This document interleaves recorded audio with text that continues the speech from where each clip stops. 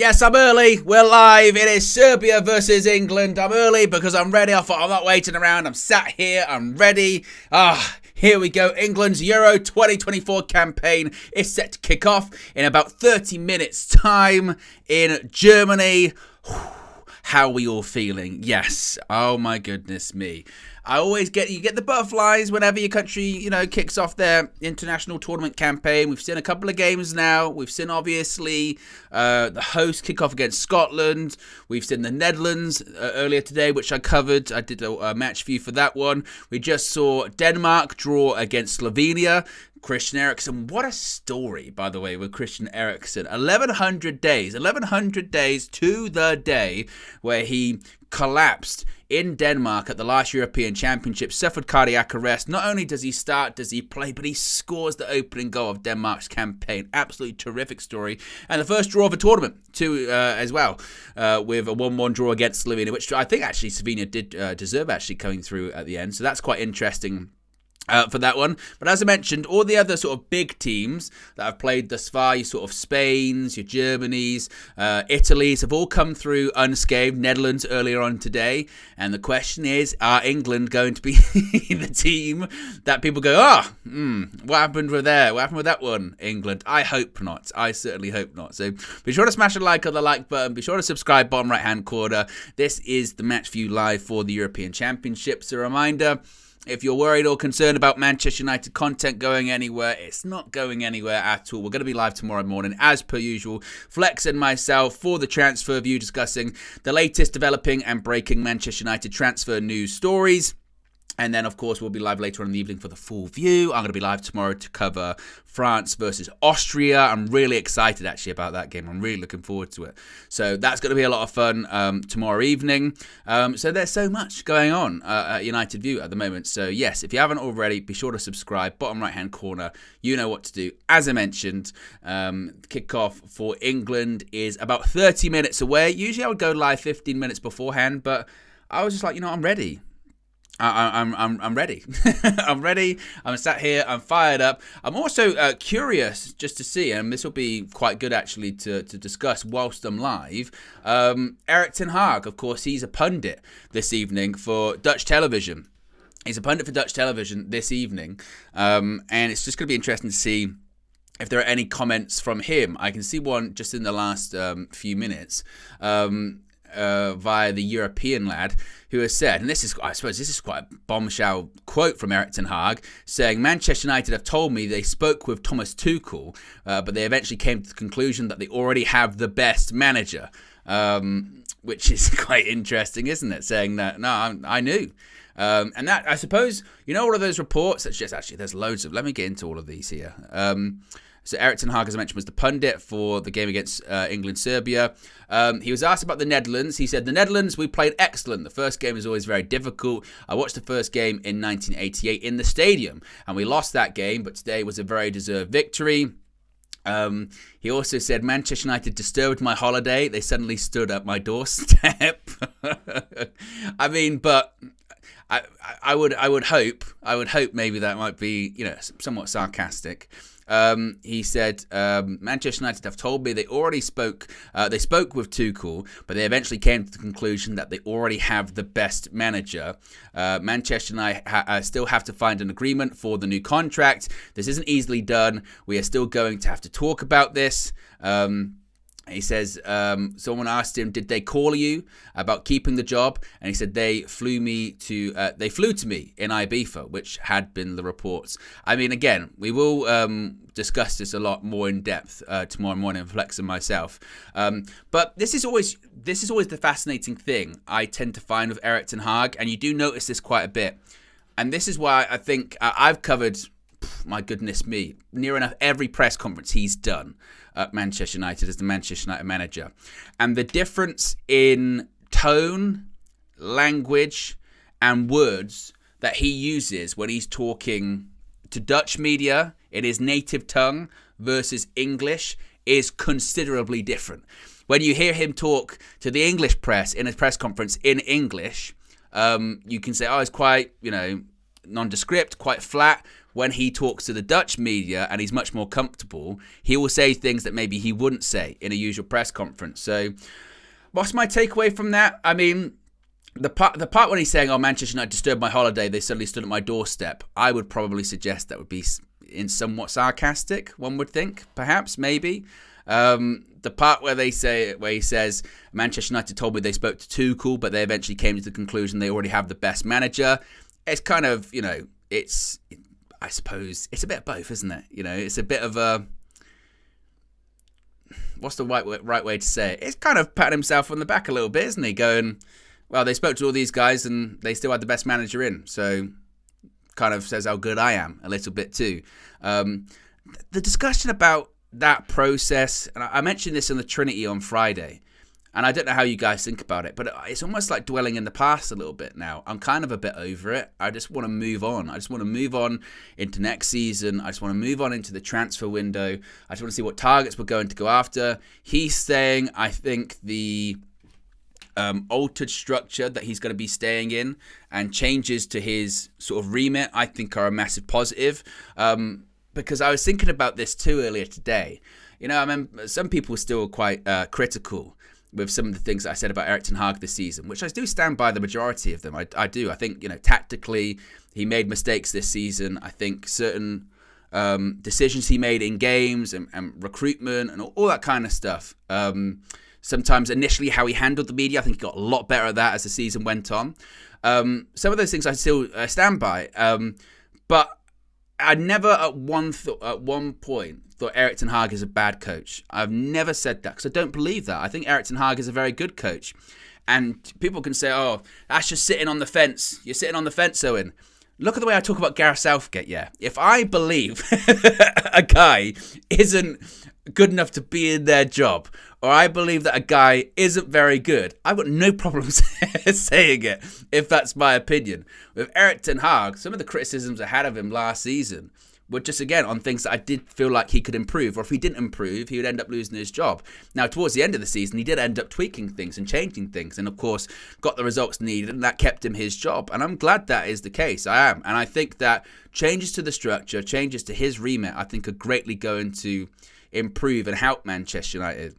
I really do believe that to be the case. So, of course, it's going to be interesting to see what he says here in these quotes. Obviously, they're going to get a lot of headlines here. Erik ten Hag, when talking about England, he said England has a fantastic squad. They are favourites for a reason. They have the best midfield of all the countries at the Euros. They got Harry Kane as their striker.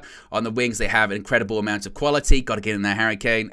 He very clearly wanted Harry Kane in the summer, and I still to this day, this is why I always will do, as KG says, the bombastic side eye when it comes to sort of transfer talk and transfer discussion. Because I remember last season, last summer transfer window, when we were talking about Harry Kane. Now, granted, we were never going to get Harry Kane. We were never going to get him. Spurs were never going to sell him to another English club. That just wasn't going to happen. Daniel Levy was always going to sell him to a club internationally. Now, if Harry Kane had maybe forced the issue a little bit, or maybe something like that, what could have happened? I don't know.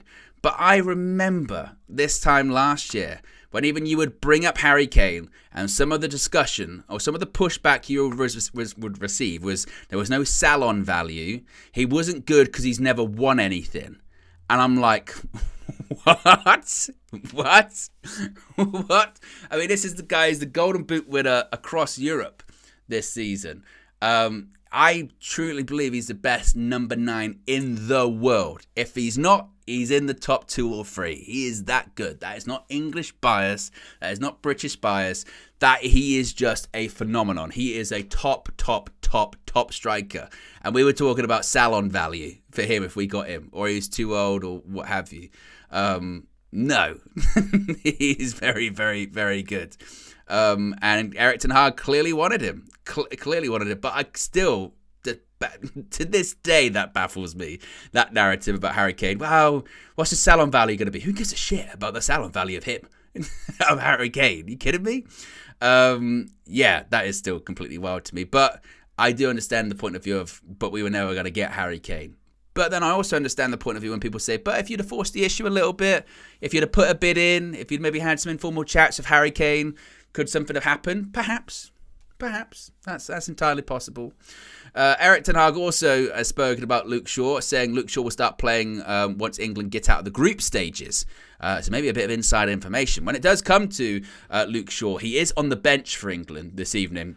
Now, just because he's on the bench, that doesn't necessarily mean there's really any chance of him getting on the pitch, in the same way that Robert Lewandowski was named on the bench for Poland earlier today. He's got a thigh problem. He was never going to get on. So I don't suspect that would be the case for Luke Shaw this evening. It might just be a case of so he could actually participate maybe in like the warm-ups or something, just as like an extended part of his rehabilitation or his training. Once again, Erik ten Hag was asked about Ineos and the process. He said, quote, Ineos took their time. They are new in football. It's normal to reflect the season. It's no secret that they talked with multiple candidates. And the reporter says, but how was it for you to hear this? Ten Hag said, quote, here in Holland, that this is not done. In fact, it's not even allowed here. But in England, they have different rules and laws. You do get the impression, and again, this is why it's always very interesting, as I mentioned, to hear him talk with Dutch media in his native tongue as opposed to English media. But maybe I'm reading that the wrong way. Maybe I'm perceiving that the wrong way. But maybe does he cut a figure that's maybe a little bit frustrated, or is a little bit, I don't know, a little bit perturbed by that? I don't blame him. I don't. I mentioned during that process that I felt that whole situation, it's an odd situation. Imagine being in the job and you know that people are talking actively about replacements. That's got to be so bizarre. The situation is somewhat unique, as we've spoken about extensively on the shows recently, I suppose, in the sense that Ineos want their own hire in all of these critical positions, whether it's the chief executive, Omar Barada, whether it's the sporting director and the technical director in Dan Ashworth and Jason Wilcox. They got rid of Richard Arnold. They got rid of John Murtough. And they want their guy, their head coach, in that position at Manchester United. And the case then became, is their head coach Erik ten Hag, or is it someone else? And they've gone through this process. It's almost like they've had to re-interview for that process, and they've come to the conclusion that the person that is best suited for it is the guy that's already there, really. And again, it's just a really strange situation. And again, because of that, and because of sort of the negativity surrounding that, and of course, this interview is going to, drag up the negativity a little bit again, which is not ideal, but it is what it is. I don't know about you, and maybe this is just sort of fantasy thinking, perhaps, but I'm just very ready to move on. I'm very ready just to move on, look forward. Eric's in the job. He's a good coach. He had a very successful end to the season in winning an FA Cup. He's got 2 trophies in 2 years. Mistakes have been made. Hopefully those mistakes are rectified now, in the sense of the structure's there to support him, to back him, to extenuate the positives and hide the negatives. And hopefully next season's much more successful domestically in the league, and we can get another trophy. That's hopefully the case. I think he's within his rights to come out and talk about the process. How could he not? I mean, this is also the part of it, and I think Ineos, they must be cognizant of this here. Erik ten Hag, whether he stayed or left, was always going to get asked at some point extensively about this, and as was the case throughout the whole process over the 2.5 weeks, at points it didn't reflect very well on them because of the time that it took and the sort of, again, the information that people didn't really understand, and the talks and some of the leaks at certain points and all that, like, it didn't reflect well. So when Erik ten Hag does get asked questions, like he will obviously here, but also in his first press conference that he does, whenever that is, probably pre-season tour, he'll get asked about it, and it'll be interesting to see what he says there, because it might not reflect well. Remember, again, Erik ten Hag still hasn't put pen to paper on a new contract just yet, has he? And as he is saying in these quotes, that might take some time. When he says Manchester United and I have still have to find an agreement on a new contract. This isn't easily done. We are still going to have to talk about this. So, I mean, as the report, I think it was in The Athletic said, I think it was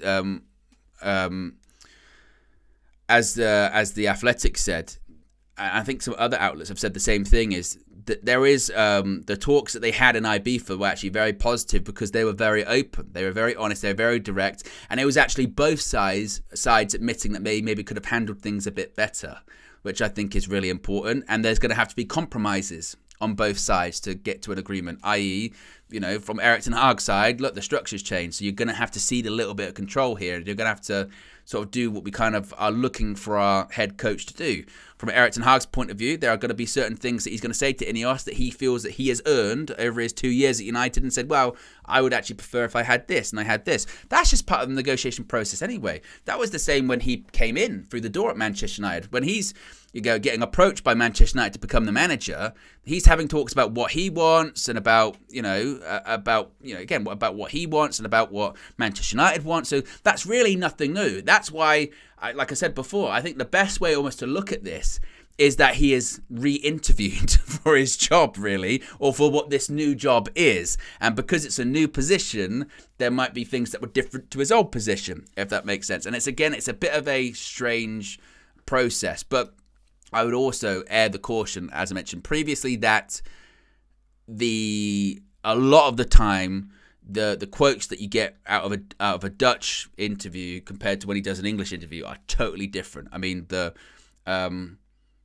from my perception anyway, there's maybe a bit less, like when you can have an English interview and we talk, let's be honest, we talk a lot of shit in English interviews where we say stuff and we have to interpret it. Or what do they mean by this?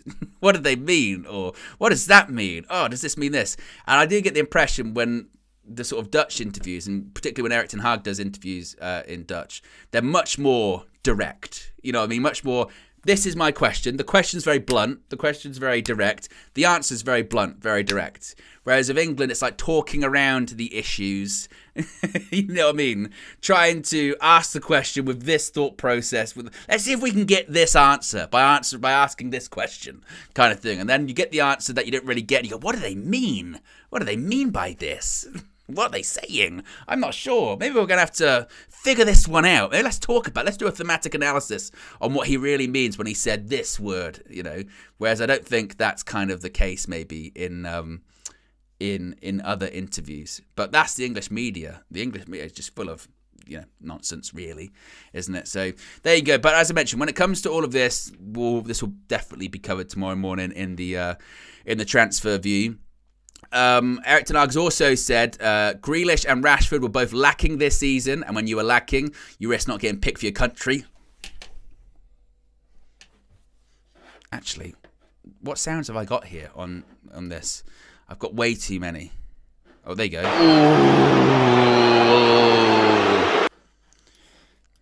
Rashford was lacking this season from the Manchester United manager himself. Now, he wasn't saying that in some of the press conferences, was he? Good. He was lacking. The Rashford admission is quite interesting, isn't it? Because, first of all, when he was admitted, one of the sort of pushbacks was Jack Grealish has been included in the squad. Why has he been included in the squad? He's had just a worse, if not a worse season than Rashford, even though he won the league. They both haven't gone in the end, so that's one part of it. I still stand by the belief that this is a wake-up call that Marcus Rashford needs because he's not had a good season. He's been very poor. There have been off-the-field issues. I think there needs to be a total, restructuring of the people around him also, and just a refocusing. And it has been kind of coming to this now. Will it come to part of the tournament where we'll go, we could have done with a Marcus Rashford? We could have had Marcus Rashford on there because he has always done fairly well for his country, hasn't he? Maybe that's probably fair. That's a fair thing you could probably say. But he allowed, with his performances this season, he allowed the possibility that he didn't make the squad. So yeah, I think it's the wake up call that he needs, and I hope that. I don't think he goes in the summer. You never know. I wouldn't be opposed to it, but I don't think he goes in the summer. And I hope we see a better version of Marcus Rashford. I really do. Right, let's get on to some team news here. Let's get some team news. We can start off with the people that are technically at home in this. Serbia. They're playing this 3-5-2 formation. Some names you might spot there. Milinkovic-Savic in the midfield, linked to Manchester United for, I believe it was 75 years. He was linked to Manchester United. It felt like every single transfer window since I was ever born, Milinkovic-Savic was linked to Manchester United. He didn't go there in the end. He did leave Lazio. He ended up going to Saudi. So, yes, didn't end up at Manchester United. But one thing that is quite a standout, they've got strikers. They've got attackers, do Serbia. Mitrovic up front. Of course, we know him from his days in the Premier League with Fulham. Now he plays in Saudi too. And Dusan Vlahovic also up front, also linked to Manchester United at points, as well as Arsenal, as well as like every Premier League club, big Premier League club for a while. But he's also up front, so they do have big name strikers, and could cause England an issue. I believe it's their first game at the Euros as an actual individual country, Serbia too. So historic for them today. As far as the England team, we can get that up right there. In goal, they've got Jordan Pickford, who I believe they said if he gets a clean sheet, he's got the record for clean sheets in international tournaments for England, which is pretty remarkable, isn't it? Really, it is quite stunning. A back four of Kyle Walker, John Stones, Mark Gahey, and Kieran Trippier. Of course, Trippier's playing at left back because Luke Shaw is not ready. He is on the bench. Has been named on the bench, sure, but again, he's not going to start, I don't think. Or he's not going to play, as Erik ten Hag mentioned in his interview on Dutch media, possibly until out of the group stages. And then how ready is he even going to be? I'm not sure. The biggest, I guess, talking point is that midfield, which is Declan Rice, but also Trent Alexander-Arnold starting in midfield. In front of them, Jude Bellingham in the 10, Bukayo Saka's on the left, Phil Foden on the right, possibly either or, by the way, though, they could most likely. And Harry Kane through the middle. As far as people on the bench, as I mentioned, Luke Shaw, you've got the likes of Ramsdale, Konsa, Dunk, Gallagher, Tony, Anthony Gordon, Ollie Watkins, Jarrod Bowen, Eze, Gomez, Henderson, Cole Palmer, Wharton, and Kobbie Mainoo also on the bench too. I've spoken about this a lot with the Alexander-Arnold on the bench thing, on the in midfield thing. I don't really get it. Really, I understand that he's got a great range of passing, and and you can do it against smaller teams in the group stages or what have you. I'm a big believer in building consistency. I'm a big believer in, obviously there are going to be matches where one or two players come out and you play a short amount of games in a certain amount of time, so you don't want to constantly just play the same team over and over and over again. I totally get that. But it just feels like, maybe it's just me, but it just feels like it's a case of trying to be too clever. It feels like it's just a case of trying to be too, hipster. You know what I mean? Oh, let's get Trent in midfield. Why? It's got great range of passing on him. Let's do that. Because you don't have midfielders? Is that what it's going to be? We don't have any midfielders. No, we do actually. We do have quite a few midfielders that we could have there. We do have Kobbie Mainoo, Adam Wharton. We do have Eze. We got people. We got Gallagher. We do actually have players that we could play in midfield. So why are you playing Trent there? He's got a good ping on him, hasn't he? He's got good range of passing. You go, oh, okay.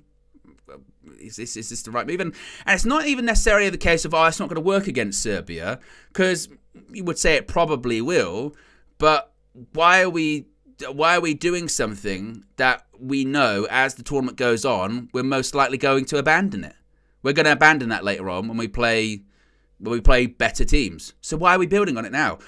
Now is not really the time to experiment. The tournament started. That's what I don't get with it too. It's like, we haven't really done it that often. Yes, he's done it, played a handful of times with Liverpool, really. But yeah, let's start experimenting now with it, instead of actually playing the people who are naturally in that position. And also, the general consensus is, that's fine in this game, but when we go further, we won't do it. Then why are we doing it? Let's get some cohesion together. Let's get the team together that can go all the way, and the players that can, be a strong team as we develop throughout the tournament, right? No, let's not do that. Which again, for me, it's Gareth Southgate and his coaching staff trying to be too clever. Like I said, I think it'll be fine tonight. I'm not too concerned about it, being a problem this evening. But it's more I find it just a case of trying to overcomplicate something that doesn't really need to be that complicated. You've got midfielders, play them, really. Shoehorn, and it's not like, oh well, Trent Alexander-Arnold. I get it. They're like he's a special talent and he's got a great range of passing, but Kyle Walker's in the team. He's the starting right back. It's just a bit unfortunate, really. And I think it's going to be one of those ones which, like I said, I think it will probably work tonight. No, but I see it was right. He was right to do it. You go, okay, well, let's just see how the tournament plays out with it. I don't know, but let's hope. The players are in the tunnel. You can see Mitrovic there. Is he the captain for Serbia? Maybe he is. If you haven't already, click the like button. Be sure to subscribe to bottom right-hand corner. You know what to do. 8 subscribers away from 169,300. As I mentioned, we will be live tomorrow morning for the transfer view, so you don't have to worry about any United content going anywhere.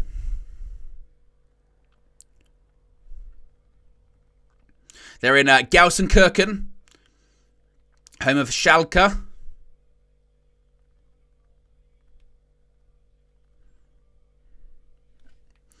As the look at that tunnel, they're quite literally in a tunnel there, doesn't it? They really are. It looks like they're in a mine. That is a fancy tunnel, isn't it?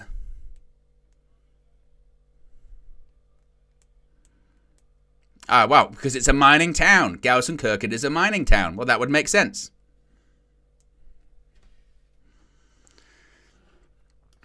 And out come England and Serbia. But let's see if the players live up to the media's hype. I mean, my biggest concern is that they have been somewhat overhyped in the sense of they're massively the favourites for this tournament. I don't know about that. There are weaknesses in this team. But let's start off with a win. That's all that matters. I said it after the Netherlands game earlier on. The most important thing is a win. Performances, they can come later on. What's the currency of football? It's just results. And we now stand for the national anthems. First with England and God Save the King.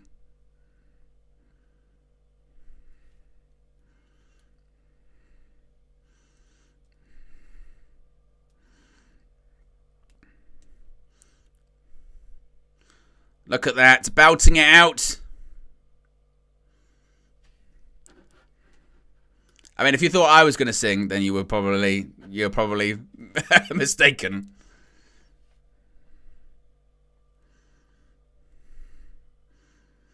What I've also noticed is we really struggle to sing in time with the national anthem, don't we?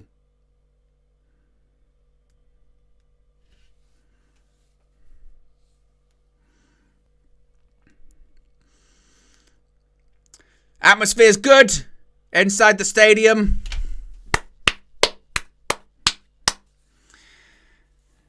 But they got dangerous players, Serbia. We can't forget that. As we now wait for the national anthem of Serbia. Fucking hell, that's quite a lot of noise. Holy shit.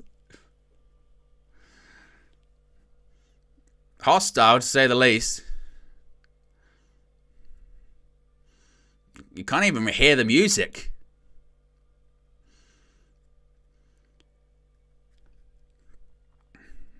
This is when the nerves do kick in. If you are just joining us, the Manchester United influence is that Kobbie Maido and Luke Shaw are on the bench.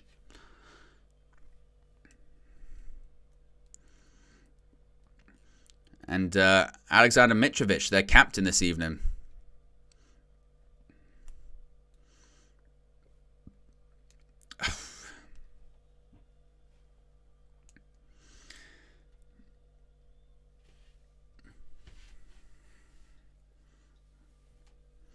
Again, it's an unbelievable atmosphere inside the stadium. And they've got a bit of a long national anthem, haven't they? Serbia. Get your last minute predictions in the chat too. My prediction, I think it's gonna be a bit, I think it's gonna be a bit tight. I think I'm gonna go with a 2-1 England win. I don't think it's gonna be as comprehensive as people think. I think we will largely continue really how we played against Iceland last week, which is pretty dull. But let's hope there is something a little bit different, perhaps.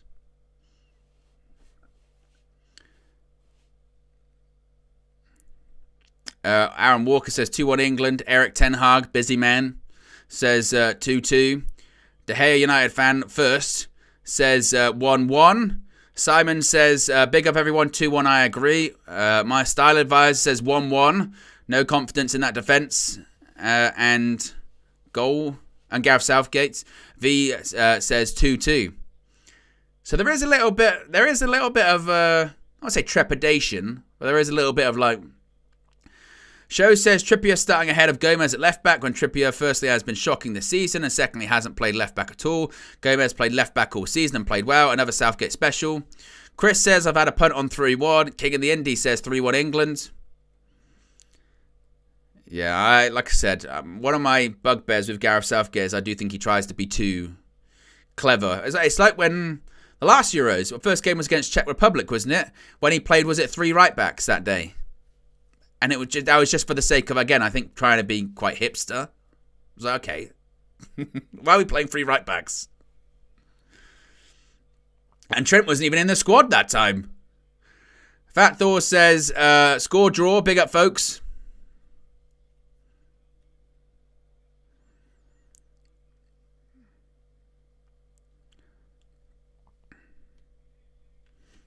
As they're showing the England lineup once again. I can put that up on the screen too.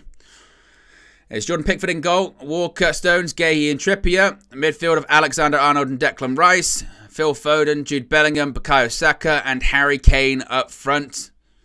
Several names on the bench that could get involved today. You've got the likes of Anthony Gordon, Ivan Toney, Ollie Watkins, Bowen, Kobbie Mainoo. Luke Shaw is on the bench but he won't play.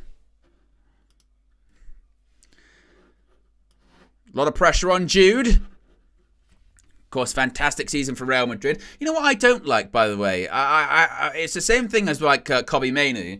But there's a lot of Jude Bellingham hate now. Have you seen that? There's a lot of Jude Bellingham hate of like, now people don't like him anymore. Because he's, I guess, successful. And he's had a good season at Real Madrid. And I think they think that his... the way he speaks in interviews now is too crafted or too PR. It's like, man, he's still just a kid. Like, that's the thing. We got to let him be.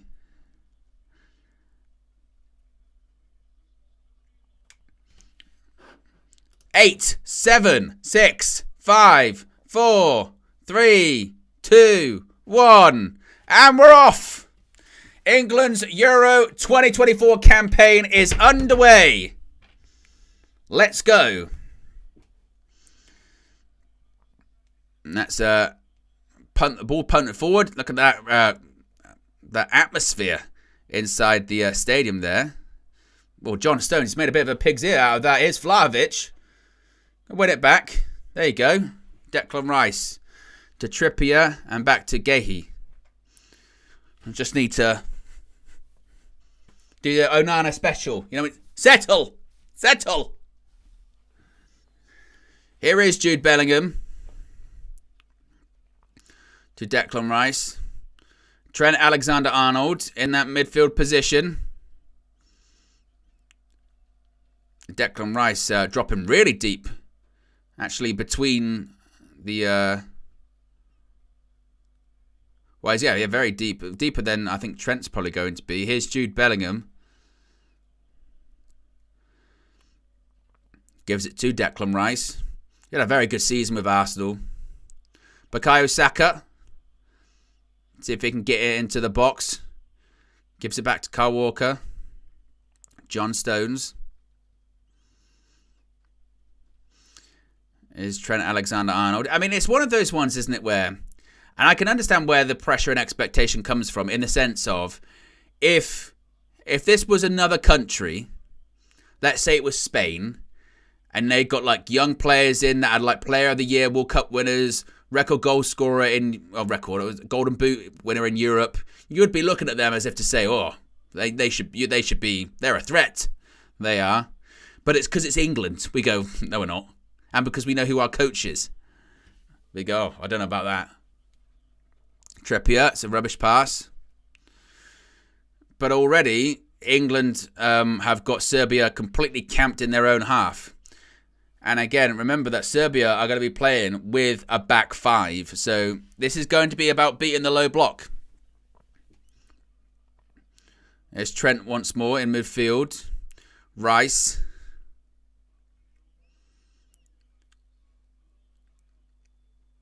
And I mentioned, when I was watching the Netherlands game earlier on, that's a foul on Bukayo Saka.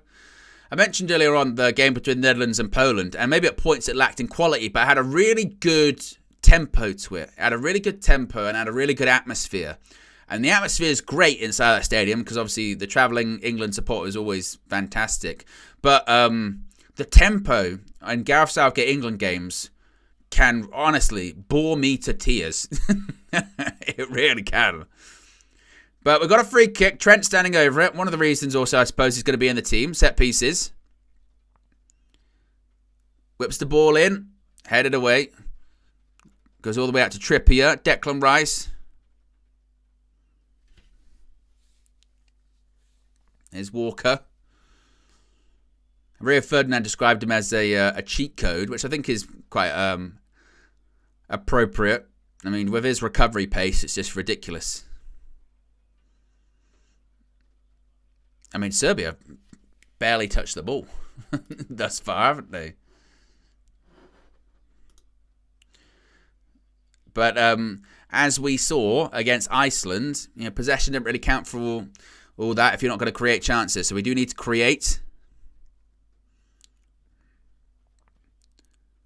Here's Declan Rice. Gahey to Trippier.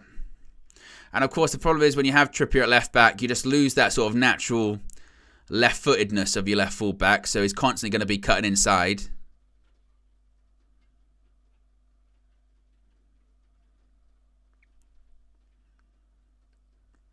Foden. Bellingham.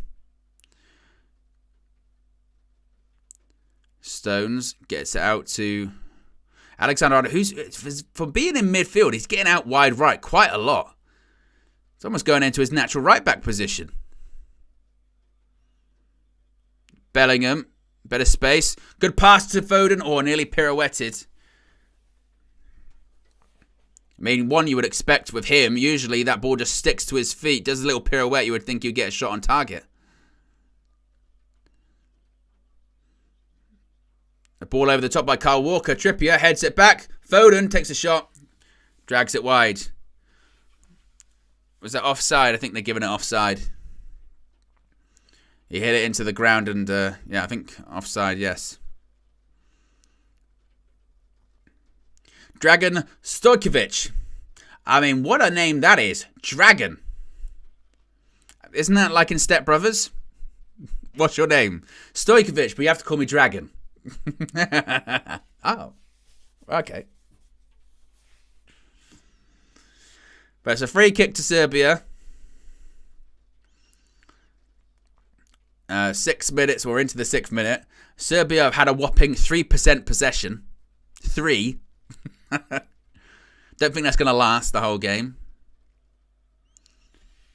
Here's Kostic, though, in behind. Ball across goal. Nearly went to Vlahovic. Now England might have a bit of space to go into. Trippier's given the ball away again. That's twice.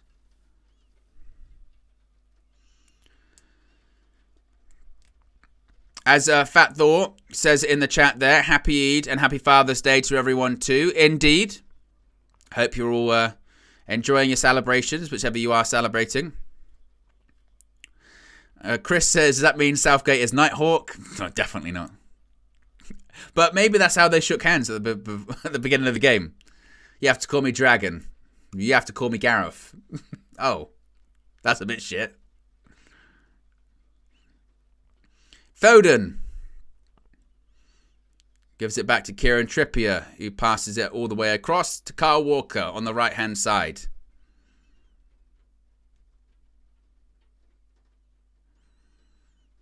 Once again, Trent switches it over to the left to Kieran Trippier. Back to Gay. Foden. And John Stones. And this is can be my frustration sometimes with watching England, is you see this. Hopefully this will be a bit better. Someone had a bit of a nibble there at Jude Bellingham. It's just that this is fine. Like this kind of like passing it sideways is fine. But eventually you need that injection of something. You need that like one touch pass, fast pass. Get it into a bit of space. Take a bit of a risk.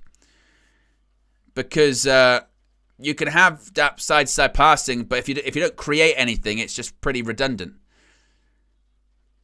So it's fine at the moment, but sometimes eventually it's got to get a bit quicker. Got to get into space. Need that bit of creativity from something.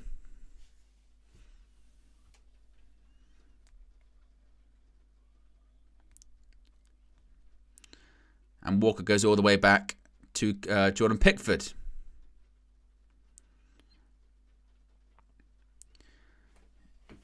But it's 8 minutes gone, 0-0. England with 98% possession. I'm not even joking, by the way. 98% possession. Oh, excuse me, it's gone to 88 now. It's gone down. They must have had the ball for like 30 seconds. That's a bit better into the gap. Is that a foul? Referee gives it. Foul on Jude Bellingham.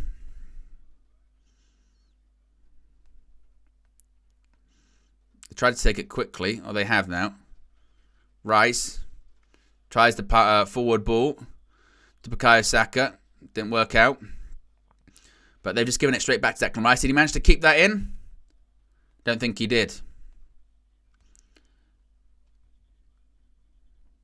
If you haven't already, click the like button. Be sure to subscribe as well whilst you're at it. Bottom right-hand corner.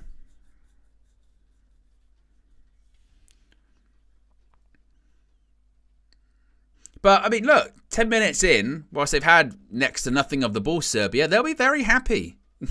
They'll be like, yeah, they had a lot of ball. But have they threatened? Good pass, that's better. Good turn by Jude Bellingham. Look at that physicality. I tell you what, they are getting... That's like 3 times, by the way, now already in the space of 10 minutes that they've tried to foul Jude Bellingham. They are touch tight on him. Clearly, they've earmarked him as a danger man, and they don't want to let him get going, so they are touch tight.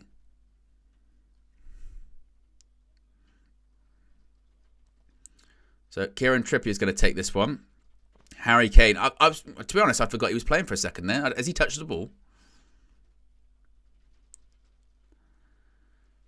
Trippier. Out to Kyle Walker. Ball across. Declan Rice. I mean, there's a collision in the box, and it's a free kick. John Stones on Alexander Mitrovic.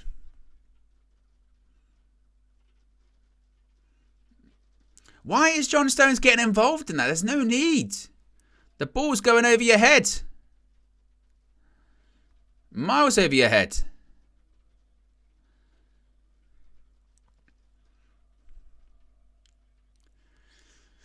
But Serbia move forward with the ball here. And that goes out for an England throw-in.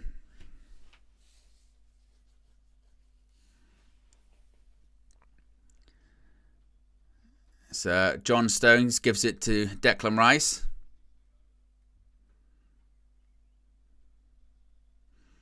John Stones to Kyle Walker. And Trent. Pass it to Gahey. Foden. Declan Rice. Trent Alexander-Arnold. And the thing is, again, if you're going to do this slow stuff, it just will allow them to get back into shape. You can see their shape off the ball, Serbia. It's a flat back 5 out of possession. Someone's already touch tight to Harry Kane. He's going to struggle to get into those gaps. In the midfield, you're always surrounded by at least 2 or 3 red shirts.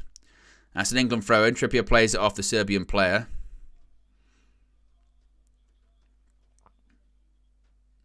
But if you're gonna beat that low block, as I said, you've got to be quicker, got to be faster.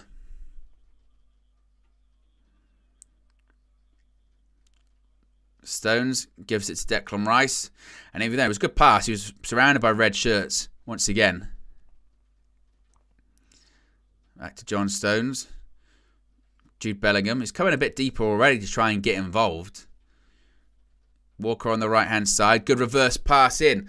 Bukayo Saka has gone into the box. Header! Now, don't you say that Jude Bellingham, he's overrated. He's overhyped. No, he's not. No, he's not. No, he's not. People can say what they want about him. He's this, he's that. He's a PR pony. Oh, no, he's a poster boy. It's taken him 13 minutes to head it in the goal. And as I mentioned, he starts deep. He starts deep to try and get involved. And he keeps running. He keeps running. And he's a physical specimen. So when the ball's in the box, he's the one that's going to win that header. That's what he is. He is a sensation. He is not overhyped. He is not overrated. Look at this. It's deflected cross. But look at that run. Look at that run. That determination to get that header. Travels. Puts his head in the danger zone too. The defender has no idea he's even there. It's a bullet header because he's bigger, he's stronger, he's faster than the Serbians. Look at that. Headed right into the corner, and he is truly a generational talent. That is what he does. He's proper. He is. That's again, I mentioned before kickoff, this sort of weird narrative surrounding him recently of because he's now starting to be successful at Real Madrid, because he's won the Champions League, because he was Real Madrid's player of the season. Now we're trying to sort of play him down or play down his qualities. He is top quality. He is. I mean, you know, if you were going to try and build a modern day footballer up, you'd probably end up with something like Jude Bellingham with his pace, his power, his ability. And 1-0 to England. Exactly what England needed, because the longer it went on 0-0, I was getting a bit concerned. But now Serbia will have to come out a little bit. Now England can play this sort of sideways passing stuff that can be a bit laborious. But they can wait. They can be a bit more patient. And it's 1-0 to England. As Aaron says, Jude's that guy. Just Josh Meady's in the chat. He's a big bloody hater. Says, I'm happy when Kane doesn't score, so yay. But he is. Again, I'm the desire. I don't know if it's like a weird human nature desire. We like to build people up, but then we also then perversely enjoy to kind of put them down, don't we? We love it. I mean, it's just like this weird human nature thing. And I saw that.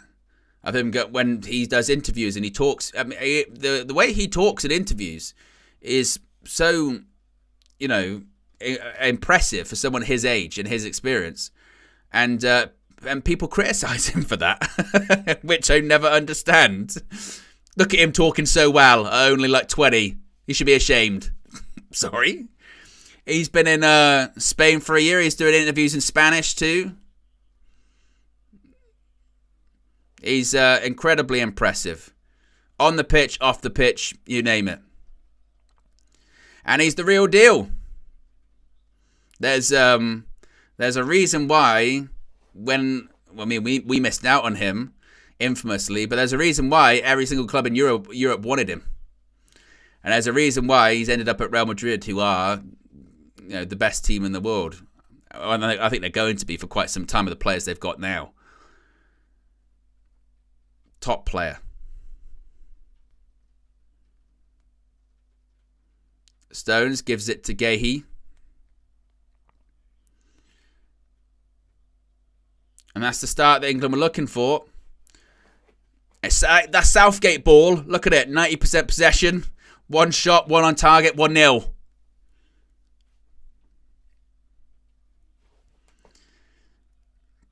But I'm glad England needed that. They needed that to settle.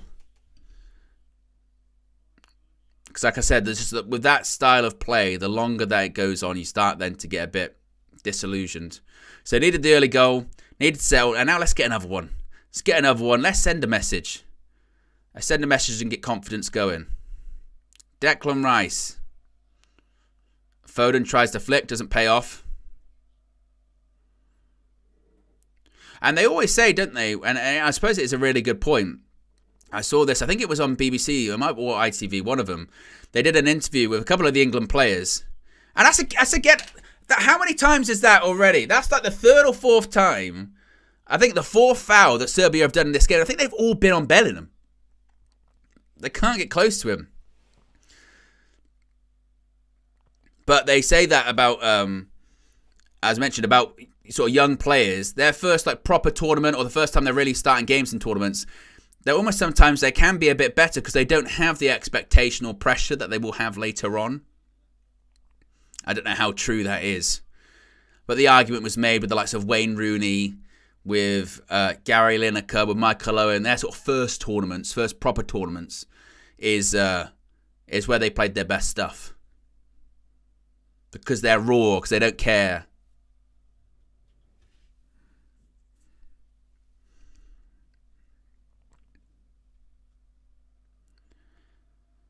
But England 1-0 up. Good tackle by Gahey. I tell you what, he got a knock in the face. I think that's Bellingham again.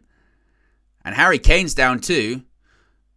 Alexander-Arnold drags it wide. But England got a couple of players down there, I think. Bellingham gets a little knock in the face. Again, that's like the fifth time in this. How many... when does it get to the point where... Yeah, look at that. With an arm. When does it get to the point, by the way, that it's been, 18 minutes in this game, and very clearly the instruction from Serbia has been, be pretty rough with Bellingham. Kick him. Give him some elbows. Try and sort of rough him up a bit. I mean, I suppose it should be flattered by it, but that does appear to be quite obvious in this opening 20 minutes, which is going really hard on Bellingham. Kyle Walker wins the header, kept in by Serbia, and Alexander-Arnold intercepts.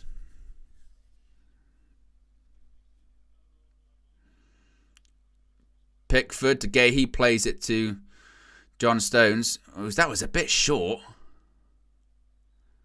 I mean, Kyle Walker was not in the right shape for that. Starlord says, just imagine being the club to ruin Jude. He was so lucky not to sign for us. You know what it is, yeah? I mean, it is quite like him deciding not to go to Manchester United was probably the best choice he could make. I mean, whoever advised him, don't go to Manchester United, is probably right. Oh, Trent, what are you doing? Oh, just put it wide. And Trent, I thought he was meant to be in the midfield for being technically secure, technically sound. Fumbles it in his feet, and Mitrovic, look at this, what's he doing? Poor touch from Trent. I think Pickford had it covered. But and that's what I mean with that. This kind of this, we've had a lot of the ball, this, that, and the other. One mistake, and then they can score. Boom. Suddenly again, they've had 16% possession, but it's 1-1. Got to be careful. Got to be clinical. Got to keep creating chances. That's got to be a foul. Of course it's a foul, Bukayo Saka. They're getting really touch tight. But, I mean, I tell you now, if they'd have scored that, that would have been like, okay, so this Trent in midfield thing's working out great, isn't it? And again, as much as the balls we've had, still got to create. We're 1-0 up. We've had one shot, one on target. Got to create. Got to make chances. Got to test the goalkeeper. 1-0, and it is going to be probably Trent that takes this, most likely. Adhere for your mistake.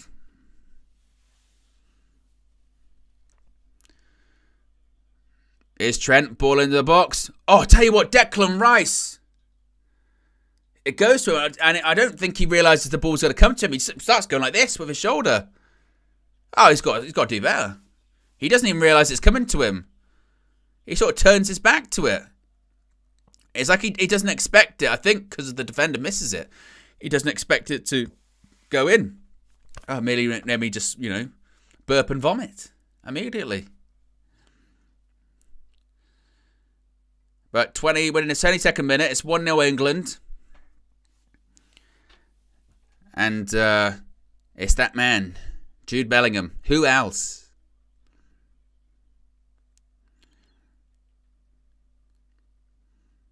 Serbia got the ball here. Managing to play in some gaps.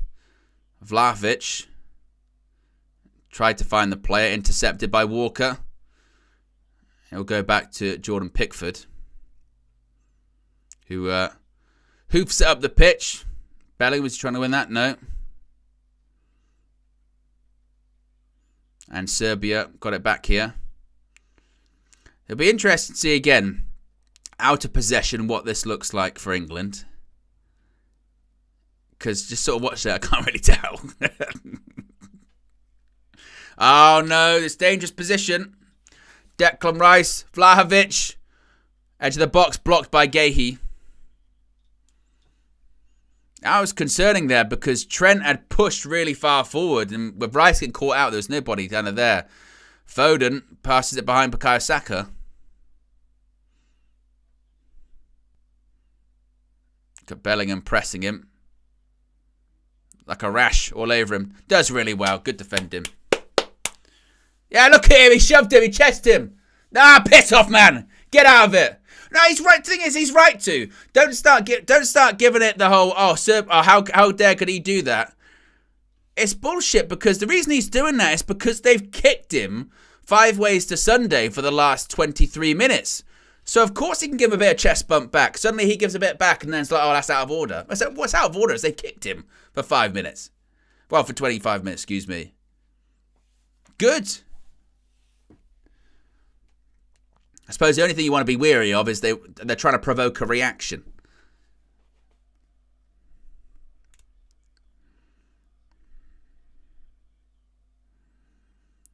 But England trying to play out from the back.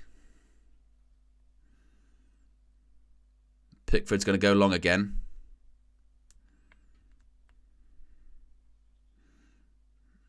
There is Bellingham. He's dispossessed this time. Wins it back. Good tackle. There's Vlahovic. Good interception by Trent Alexander-Arnold. Much better. Overlaps on Bukayo Saka. Gives it to Kyle Walker. You can get into the box there. Take a shot. Take a shot. Take a shot. It's in the box. Oh! Who was there? I tell you what, I thought that was going to be prime position for Harry Kane. But look at this. Once he gets going, look how fast he is. Saka just gives it to Kyle Walker. He travels. I thought maybe he could have had a shot instead. But if you would think in that area, that's where Harry Kane would be, perhaps. And Trent Alexander-Arnold, I've criticised him, wins the ball in midfield. That much better. But you're waiting for someone to be in that area right in the middle. I thought as he was coming into the box, maybe he was going to have a shot there, Walker. But Trent did well there. I'll give him credit for that one. That's what you want to see more. I'll tell you someone who has been quite quiet for 25 minutes, and every time they've touched the ball it hasn't gone great, is Phil Foden. I don't know if maybe that's just me, but I think he's either been a bit quiet or kind of not been able to get involved when he has. A couple of sloppy touches. But time will carry on. Still early in the game. 25 minutes. 20 minutes to go to half-time. England fans are singing It's Coming Home. I don't know about you, the England fans watching here, but I'm actually, hearing that song at this point, it actually gives me, it makes me worried. I've heard it too often the last couple of tournaments that I'm just like, just don't do it. Good header by Kyle Walker, back to Jordan Pickford. Once they start doing it's coming home, I'm like, not now. The only time I want to hear that now is if we actually lift a trophy. We've sung it too often.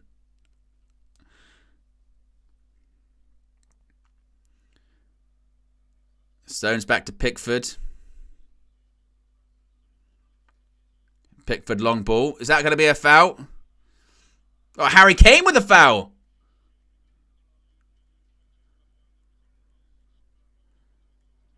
Well, I think he grabs Kane. Which I've probably said on my wrestling streams very often too. But Harry Kane's been quite quiet, hasn't he, actually?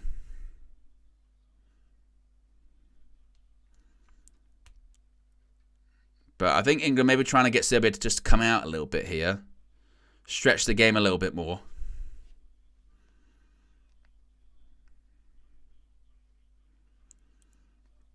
Fat Thor says, it's okay. Be reckless like your friends at DR at the moment. No, I'm not going to. Not now. I will sing It's Coming Home once it has come home. Because we've sung it often and it hasn't. Declan Rice, good turn by Trippier. Bellingham finds Kyle Walker. Gives it to Trent. The game, at least the last sort of 10 minutes, had a bit more energy, a bit more tempo of it, hasn't it? Hasn't been sideways, not much going on. Serbia have to sit in. That goal has made Serbia have to come out a bit more.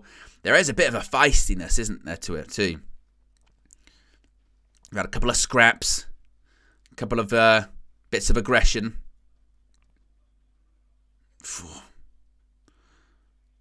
Here's Bukayo Saka.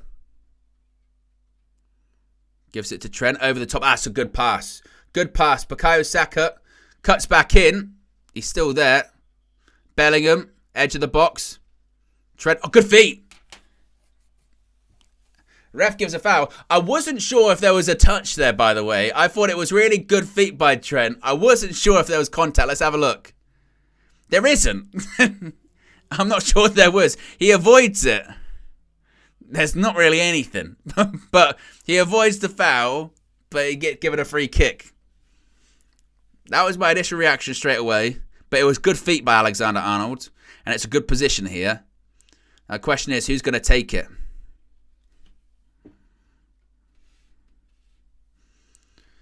I mean, there's Trippier. There's Trent. Of course, Trippier scored the free kick at the World Cup back in 2018 against Croatia.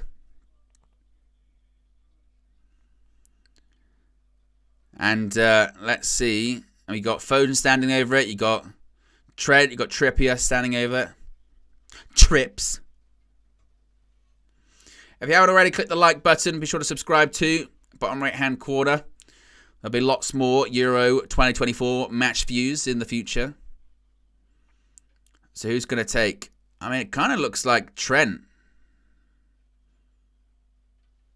I think it might be Trent, given the angle that he's sort of setting it up with.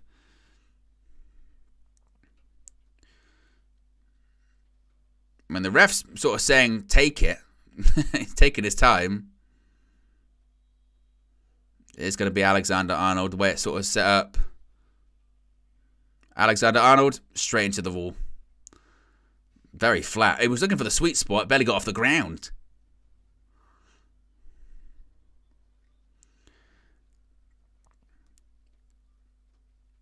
Pickford. It would have been a bad ball, actually. I think Foden was in behind.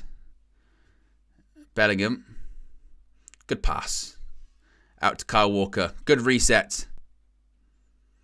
As the crowd chants Jude.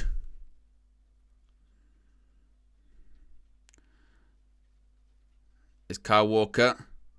Saka. Is he going to try and go past the player? He has. Pace. Ball into the box. Oh, he did really well.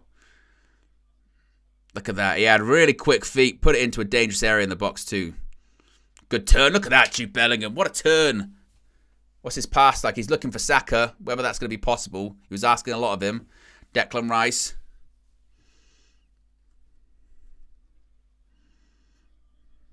I tell you what, I think the best thing for Jude Bellingham is that he doesn't play in the Premier League. And the reason I say that is because if we saw him have a bad game on weekly television, we'd absolutely say he's terrible. We would. It's almost a good thing that, you know, unless you watch the Liga every single week, that you only see him during big Champions League matches or big La Liga matches. Did Saka want a foul? You see Bellingham's pass there.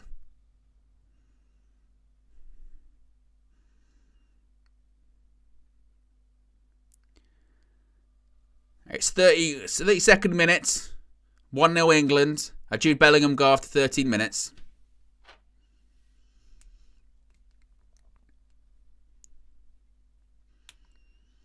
And Serbia with a rare bit of possession here. They've only had 29% of the ball in the first half thus far.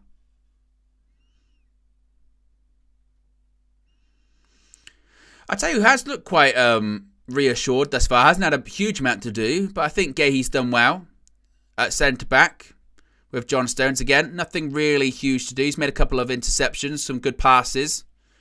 They haven't played together that often. But he's young. He's a talent. Isn't he another name that Chelsea got rid of? I mean, you can make a giant list of players like that, can't you? Yeah, he used to play for Chelsea. Now he's at Palace. Terrific player, as Harry Redknapp would say. Terrific. Ball in. And it's a header by Gay. I just mentioned him.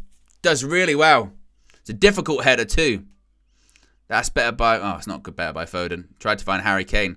He's actually impressed me, as I mentioned thus far. That's probably the most sort of difficult thing he's had to do, and he does really well. And again, they've got big players in the box. I think their average height of this Serbian team they were saying was 6'2". That's the average height. They got some big players. Physical players.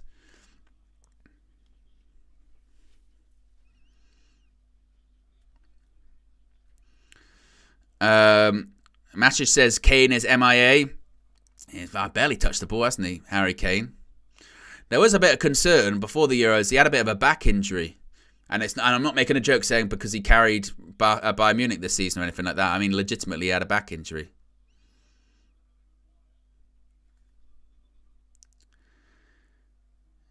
It's an opportunity for Serbia.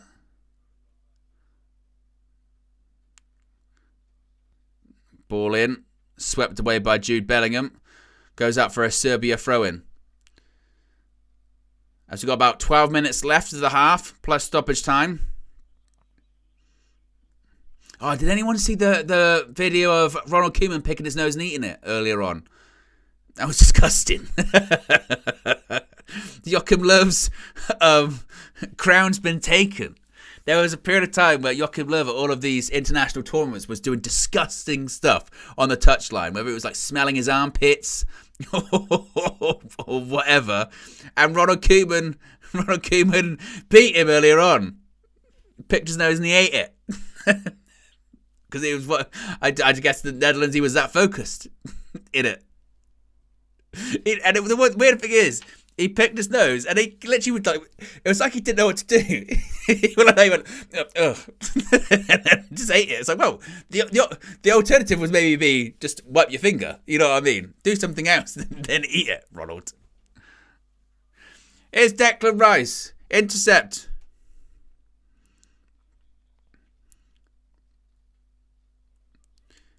John Stones. Pass into Bellingham. Look, that's good playing out of the defence by England. Alexander-Arnold with a switch.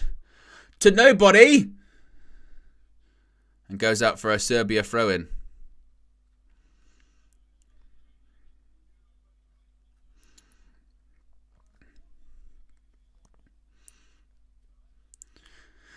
And games tomorrow. Romania, Ukraine. There's France, Austria. I'll be doing France, Austria tomorrow evening. I'm excited about that. That's going to be a lot of fun. One of the favourites. Vive la France. And of course, Ralph's Austria. He's gone there. He's done open heart surgery. I tell you what, Serbia in behind a little bit here. There's Vlahovic. Jude Bellingham again. Jude Bellingham's everywhere, by the way. Interceptions, high up the pitch. That's why, and they've done it again, by the way. That's how many times is that? They've left a bit in on him because they can't handle him. Here's Bukayo Saka. Puts it in the box. Oh, Phil Foden was there, but he couldn't get there. Again, how many times? If I'm the England captain, Harry Kane, should be going to the referee and saying, hey, how many times in this first half do you want to have someone leave a leg in on Jude Bellingham? How many times do you want that to happen in this half? Because you can see why they're doing it. Because every time he gets the ball, he's making something happen. But you can only do that so much. Come on, protect the players, referee. I think in terms of what players you maybe be looking more from in this half, you would say Harry Kane's barely touched the ball. I think Phil Foden's been very, very quiet. I would argue in the second half, you've got to take Trent out, because as much as, you can do this against Serbia, I just think you probably need a bit more solidity in the team, really. That's too easy. We've got space. Mitrovic puts it out to Kostic, ball in, headed away by Declan Rice this time. It just feels to be some big gaps in midfield. Ball in. There's a bit of a deflection on Trippier, and Declan Rice carries it out. Phil Foden gives it to Bellingham. Look at that. Again, how many times? I'm telling you. And look at him, he still carries on. How many times do they want to foul this guy in this game?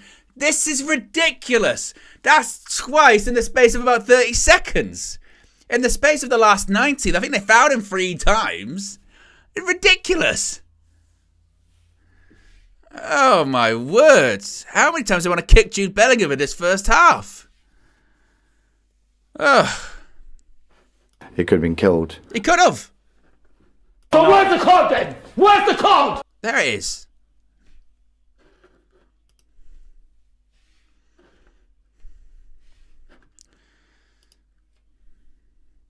Gets the ball, and there you go, bang.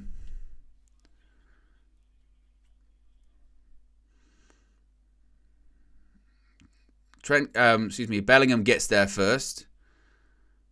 And just leaves, and that's what they've been doing this whole half. The whole half they've been doing a little bit of, just leave a little bit in. Just leave your foot in. Give him a little bit of an elbow.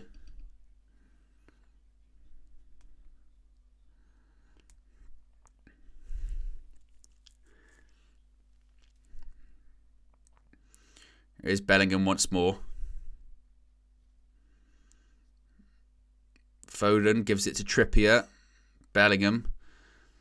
About 5 minutes to go to half. That's another, again. That's Vlahovic on Declan Rice this time. What is going on here? Let's just keep kicking England.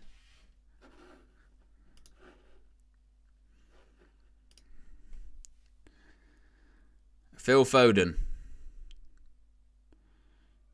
Bellingham, look at that again. This time they're saying it's not a foul.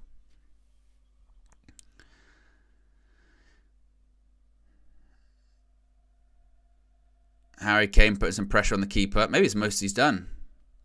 They've got a Serbian player down. Majkovic is is it Costa?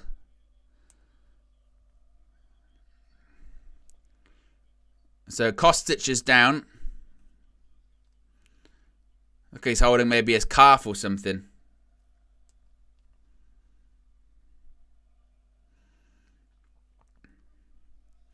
If you haven't already, click the like button. Be sure to subscribe.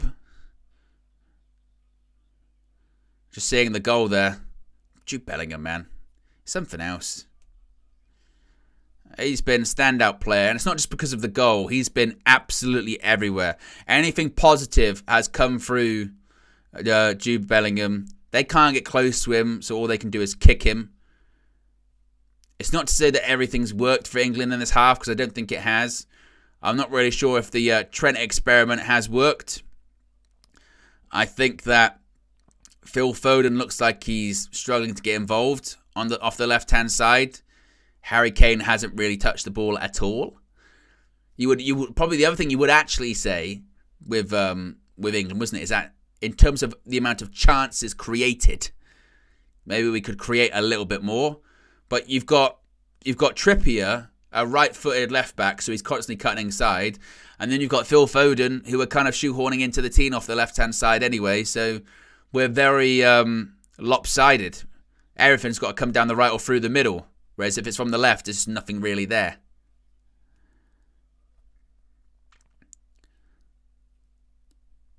So it's not totally perfect, but England do deserve to be ahead. They are the better team.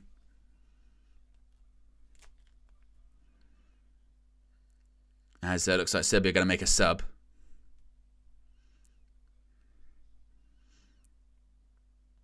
Goes back to the Serbia goalkeeper. We have about 3 minutes left, plus some stoppage time.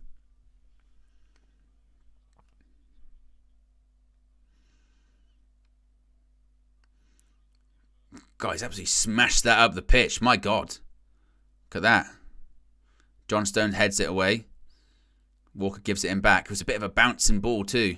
And he's heading it back again. It does go off. John Stones has just kicked it away. He could get booked, to be fair. Oh, he's not going to actually book him, is he? Okay, just saying that's a warning. I was going to say, let's not be pedantic about this referee. I hate when referees do that. Disgraceful. Absolutely disgraceful. I agree, Kenny.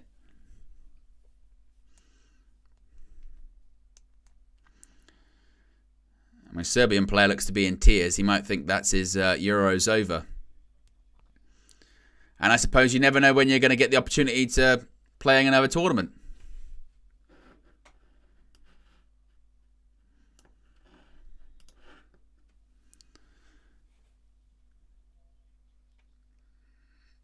Throw in. That's foul throw, but they'll never give it. That is a bugbear of mine. If you've ever watched match views that I've been on, whether it's with KG, whether it's in the studio, whether it's like this, foul throws, they never get given. Never. And I tell you what it is with foul throws. I've had enough! I have. Sick of it.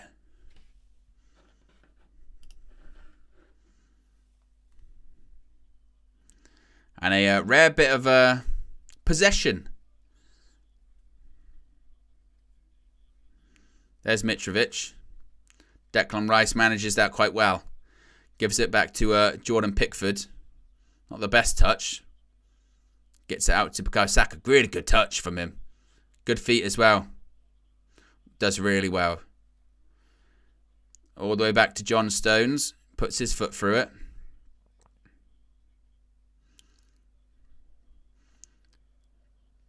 I mean, they're saying Harry Kane might have had one touch of the ball. He might have touched the ball once in 45 minutes. I mean, and again, that's probably because you would look at, again, the stats in the game. And England, whilst England do deserve to be ahead, they've had 60% of the ball, but only 3 shots and 1 on target, and that is the goal. Like, in terms of creating stuff, it's not been a lot created. And that's why I always say about that possession. It's great to have, but you got to actually use it. And there are aspects that are working, but there are still definitely things that are not. Ball over the top. It's going to go out for an England goal kick.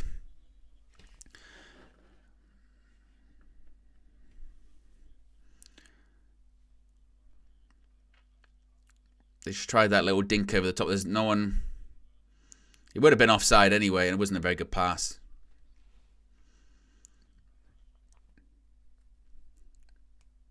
We're 2 subscribers away, by the way, from 169,300. So if you haven't already, subscribe, bottom right-hand corner, click the notification bell. You'll be notified when we go live. Go live.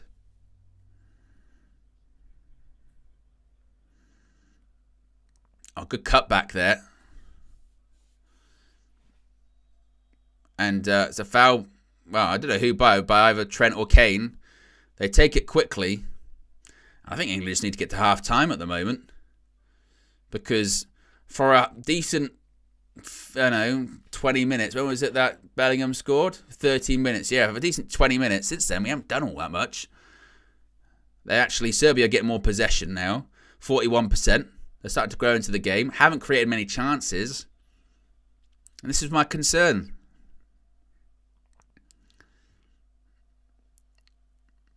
Ball in!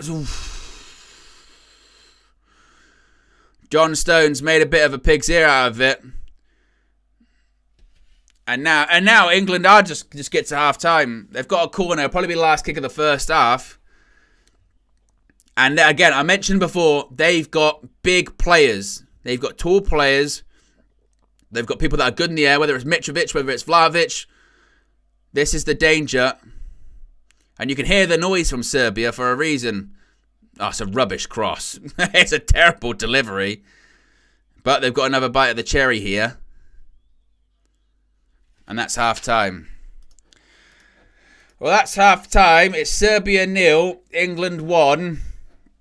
And Jude Bellingham gets the goal. He's been our best player on the pitch. Everything that's positive seemingly is coming through him. He's been absolutely everywhere. Has it been a complete performance by England? I would say no. I mean, again, it was bright at the start, but it's what you expect. What it is my problem with Gareth Southgate's football, which is it's got on the face of it, it's got, oh, yeah, we're passing it around a bit nice, but what tangibly are we doing? What tangibly are we creating? What are we actually doing with that kind of, with the ball, with having the possession that much? Are we just passing it side to side and, oh yeah, look at this, we're passing it nicely here. What are we creating? That would be my thing. I think you look at some of the selection thus far, I would say that people that have impressed me, of course Jude Bellingham's impressed. As I mentioned, he's everywhere. Clearly, he might be the best player on the pitch because Serbia's intention is to kick him out of the game. I've been impressed with Mark Gahey. I think for someone that had question marks over his ability to step up, he's looked very composed, won some good headers, some good blocked, looks very comfortable at the back alongside John Stones, so I'm happy with that. I think some of the other selection things that people were talking about before kickoff, i.e. Trent in midfield, don't really think it's working. I wasn't that big on it anyway. I think that, if anything, the starting of Trent in midfield kind of actually, it almost discredits Serbia a little bit. You know what I mean? Serbia are rubbish, so we can play Trent in midfield. But he's fit in that first half. Not the best team. Obviously, England should be winning this game and should be beating Serbia. But it's not. This was my problem with it. I don't think it's the game, the opening game of the Euros. As Erik ten Hag said earlier on Dutch media, it's one of the most difficult games, the opening game. You just have to get the result and carry on. For me, it's not the time to experiment of, let's put Trent in there, see what happens. You can see a couple of times they've been overrun in midfield. Those gaps have been pretty big. You're asking Declan Rice to do quite a bit too. You're going, right, you've got to guide this guy through the game, doesn't always play in midfield, there's going to be some gaps. And if we're saying we want him in there for set pieces and deliveries, we haven't really seen that. Phil Foden, we knew it was going to be a thing of him being shoehorned in. He's going to be on the left-hand side where he's better in more central positions, but because of the, Jude Bellingham in the central area, can't really, he's got to play off the left. That left-hand side, we're getting really next to nothing from it. You've got Kieran Trippier, who's right-footed, so his natural instinct is to cut inside, invert, and because he's right-footed. And then you've got Phil Foden, who again, natural instinct is to do the same. So we're not getting much joy off the left-hand side. So if we're getting anything, it's from the right-hand side, which is from Kyle Walker, who's a danger because he's so fast and he's composed on the ball. Bukayo Saka, because he's the same. I think he's winning his battle with their left fullback. But it's not perfect. It's not perfect. And again, it doesn't have to be perfect, but I think that, and I don't think he will do this, by the way, but if it was me, I'd be looking at half-time or very early into the second half. I'd be going, right, let's take Trent off and let's put a natural midfielder in there, whether it is Kobbie Mainoo, whether it is Wharton, whether it even is Conor Gallagher, just someone, again, that's a bit more natural in there, and Declan Rice doesn't have to sort of handhold through the game, really. Because, again, I think it does a bit of a disservice to Serbia. I'd also be looking at the left-hand side going, maybe put on Cole Palmer, have a bit more sort of natural width there, because Phil Foden hasn't done all that much. We know that Trippier's probably not going to come off. If he was, it probably would be for Joe Gomez, perhaps, but I don't think he will. Those are the changes that I would probably be looking at. Harry Kane, I think he's touched the ball once, they were saying. Statistically, he has touched the ball once. it looks like he has been told, stay as high up the pitch as you possibly can. Sometimes he drops deeper, and because he is so good on the ball, and talk about range of passing, Harry Kane's range of passing is actually very good. So when he does drop deep sometimes into that sort of number 10 position, he can spray the ball round quite well. But it looks like he's been told to stay high up the pitch as possible, which is fine. But that point when it was it Walker or was it Saka who cut the ball across goal, that's where I thought Harry Kane would be. But I think, England obviously be happy they're in front. But I think on the flip side, I think Serbia will probably look at this and go, actually, you know what? We're in this. We're in this game. There's something in there. Yeah, Jordan Pickford hasn't had to really make any saves or anything like that. I don't think even know if they've had a shot on target, have they? I don't think they have. Let me just double check this. Again, I don't think they've had a shot on target. No, they've only had 2 shots. So that's something they'd be looking at, going, well, maybe we need to create a few more chances. But I think they'd probably be looking at it going, hey, there's something in this for us. And I think England just need to be a bit cautious. And like I've said with my criticism of Gareth Southgate, now's not the time to do the now's not the time to be doing the sort of the tinkering. Let's not try and be too clever here. Let's not try and be too hipster. Let's not try and we can get this guy in this position. We've got to get this guy in the team. Now's the time to be like 1-0 up. We've probably got to make some changes, tweak some things. We've got to get through this game. We've got to get another goal and just, and put this game to bed. And I think he would do that if he, I said, brought on maybe a Cole Palmer, even an Anthony Gordon, someone like that, just to put something a bit more natural on the left-hand side, a bit more width, because it just feels like our only options at the moment are to go through Bukayo Saka or hope Jude Bellingham can do something through the middle. But of course, because they're playing this back 3 that goes into a back 5 out of possession, and the 2 midfielders drop pretty deep anyway, that midfield going through the middle is getting pretty crowded pretty quickly. So happy that England are 1-0 up, but maybe this is just purely being scarred from years gone by, but I just think there is more to come when it comes to this game. I think there is. I don't think this game ends 1-0. I don't know which way it's going to go. I would hope that it's a 2-0 or 2-1. My prediction was 2-1, and I think that one actually might be quite close, to be honest with you. But yes, let me know your thoughts. What changes you would make, if you would make any changes, what you've made of the football, what you've made of who you think stand out, who you think should be doing better. Let me know your thoughts about that in the chat. We'll get your comments up on the screen. We're 10 likes away from 250, so if you haven't already, click the like button. And be sure to subscribe, bottom right-hand corner. Appreciate everyone that's tuning in for the match views for the Euros. I get that. There is literally a million different match view, watch long, live stream, whatever you want to call them. Everyone calls them different things. Live streams for all of these Euros games. So the fact that you would choose us and invite us into wherever you're watching is much, much appreciated. As I mentioned, the Man United content isn't going anywhere. We'll be live tomorrow morning, 9 a.m. Flex and myself for the transfer view. We'll probably get really in deep to those Eric ten Hag comments on the Dutch media, because of course, as I mentioned, he's working as a pundit for Dutch television this evening, and spoken actually a little bit about Ineos and about the process of him staying as Manchester United manager. So we'll get in depth with that tomorrow morning, as well as probably Flex's view on how England did this evening. We'll try and keep it mainly to Manchester United, I think, because people like the separation. Not everyone's England fans or anything like that. So we'll be talking about that. So that's going to be coming tomorrow morning. Again, I think there's going to be a full view. It will depend, again, on availability. And it's difficult. In these first few weeks, it's going to be difficult because there is once you get past the first game, those games follow super, super quick, don't they? So it's about kind of trying to fit it in when there isn't a match on, because people are going to want to watch the football. So we'll do our best when it comes to all that. But yeah, the Manchester United content isn't going anywhere, whether it's, as mentioned, transfer views, Flex and KG shows, Flex's view, Trinity, What the Devil, all that fun stuff. This is just the extra garnish on top, as they say. And we're still obviously in the very opening stages of the tournament. So there is still a lot to happen, still a lot to play out. Still a lot of drama. I mean, it's interesting, the opening games, isn't it, too, because once you get to the final group stage games, I mean, I don't know about you, but I really enjoyed the final group stage games of the World Cup. The drama involved in that was fantastic. It was really, really good. Then, of course, once you get to the knockout stages, sometimes you get penalties, extra time, comebacks. They're fantastic, aren't they? So that's all to come over the next 4 weeks, which is going to be... I'm going to be here for all of it, which I can't wait. I always enjoy doing these things.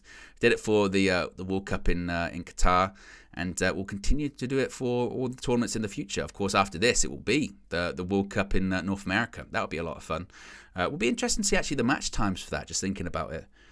I mean, there might be some late nights involved in that one, which would be quite... Well, it's up my street anyway. I mean, my goodness me, the wrestling part of me goes, that's superb. It'll be the same when we do the tour in the summer. I'll be up late. I'll be doing those match views, those pre-season match views as well. Obviously, the tour ones and the ones before that, because the final is July 14th for the Euros, and I think United then play literally the next day against Rosenborg, I think. So I'll be covering that too, so you don't have to worry about any of it. Riri's been a member for 24 months, 2 years. Happy 2-year anniversary as being a member of United View. Riri, appreciate 2 years of support. We said earlier on, and I'm sure Josh is probably watching or doing something at this point, we need enhanced badges for 2 years or 3 years or 5 years or something like that for the members, so that will be coming soon. Says there may be 1 million, but United View is where it's at. Owen, you are appreciated. Content is always good. Well, that's much appreciated, Riri. Much appreciated indeed, and big up to everyone, like I mentioned, that's tuning in, getting involved. It's always enjoyable, isn't it? Where are we at with people in the chat? What are they saying? Simon says, not feeling entertained with the first half, needs something different for the second. We've got another one here that says England should be up by 2 goals. It's a bit... But again, that's Gareth Southgate's England. Gareth Southgate's England is that... You don't really get... like I said, I really enjoyed the Netherlands... Poland match earlier because there were quite a lot of chances, some saves from the goalkeeper, and there was just a bit of intensity to it. And you don't really tend to get that with England games. Maybe a little bit different with this one because there is a bit of feistiness with the Bellingham, a bit of shoving and all that. So maybe that will continue. But in that sense, you would say just keep calm because it would be very typical England, wouldn't it, to get a player sent off or something. We've got history of that, whether it's Beckham or Rooney or whoever. So maybe we sort of park that one. We've got, again, history of that going quite badly. Look at Joe Hart there. Joe Hart, I think he retired now, didn't he? I think he played his last season at Celtic this year. Now he's retired. I remember... what was his first major tournament? I think he was involved in the squad for the World Cup in 2010. But his first tournament I remember him playing was Euro 2012, and he had the penalty shootout with of course, with Italy, and Pirlo took the piss with the Panenka. Andrea Pirlo in that tournament, by the way, Euro 2012, was sensational. It was one of those players that as he got older. And as he got deeper on the pitch, he just got better and better and better. Top notch. And that was a period of time where it felt like we ended up playing Italy in every major tournament, whether it was Euro 2012, World Cup 2014, and every time we came up against Pirlo, he just absolutely took the piss out of England, proper, to the point where it was like they had to try and man mark him. But how do you man mark someone that picks up the ball so deep? I mean, he would be right between the two centre-backs, pick up the ball from the goalkeeper at points, and just no one could get anywhere near him. What a quality player. And again, you want to talk about real technical quality players, that's Andrea Pirlo. He was, mesmerising, absolutely mesmerising. And that's, who was the coach for Italy at the time? Was it Prandelli? I think it was, Cesar Prandelli. And they got to the final of that Euros, and then obviously they got smashed by Spain because... Spain at that point were just untouchable. I mean, I spoke about this yesterday when I did the Spain game. That Spanish team from 2008 to sort of 2012, 2014, just something else. I mean, their squad was just, talk about an embarrassment of riches. Absolute just domination of European and world football. Incredible. Only team to win the Euros back-to-back. And...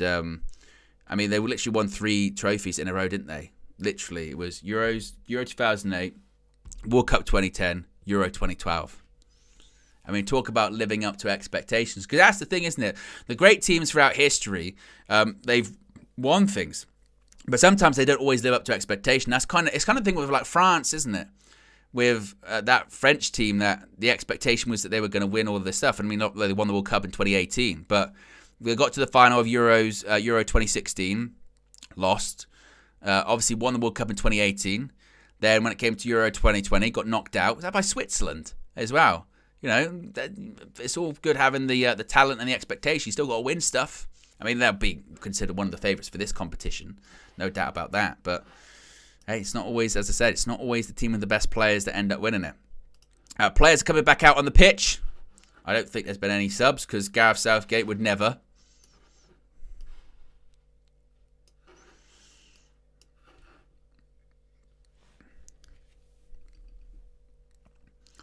But I'd be looking, if I was Gareth Southgate and I'm not making any subs here, the one thing I would be saying is that, okay, right, I'll give it 5-10 minutes, but then I got to change things.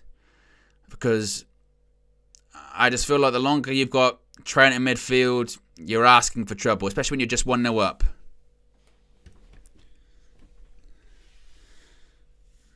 So come on.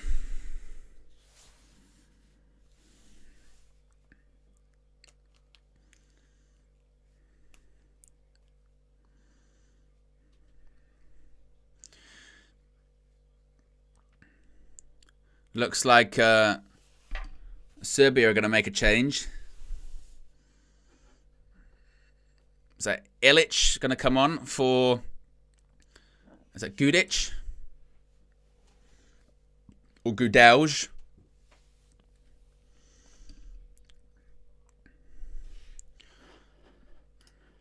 As we wait for kickoff. Referees, and the second half is underway. Of course, it's 1-0 England. Still stuff to do though. I need get an early second goal, kill this game off. That's exactly what you'd need. Whether or not that happens, I don't know. Just no drama, please, England. I'm not here for it. But no changes, as expected, made by Gareth Southgate.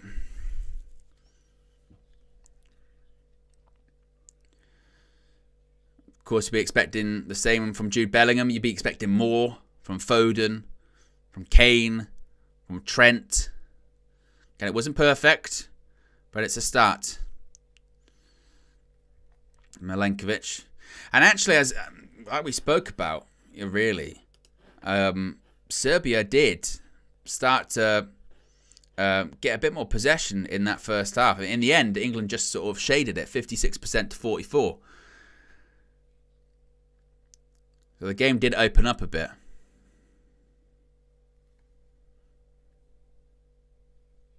Ilic to Mitrovic, who's always dangerous. That's well done by Jude Bellingham. It was a good tackle. I'm not sure what Mitrovic was trying to claim for. I don't think it was a foul. As Serbia passed the ball out wide. That's a bit better. Foden. Trippier.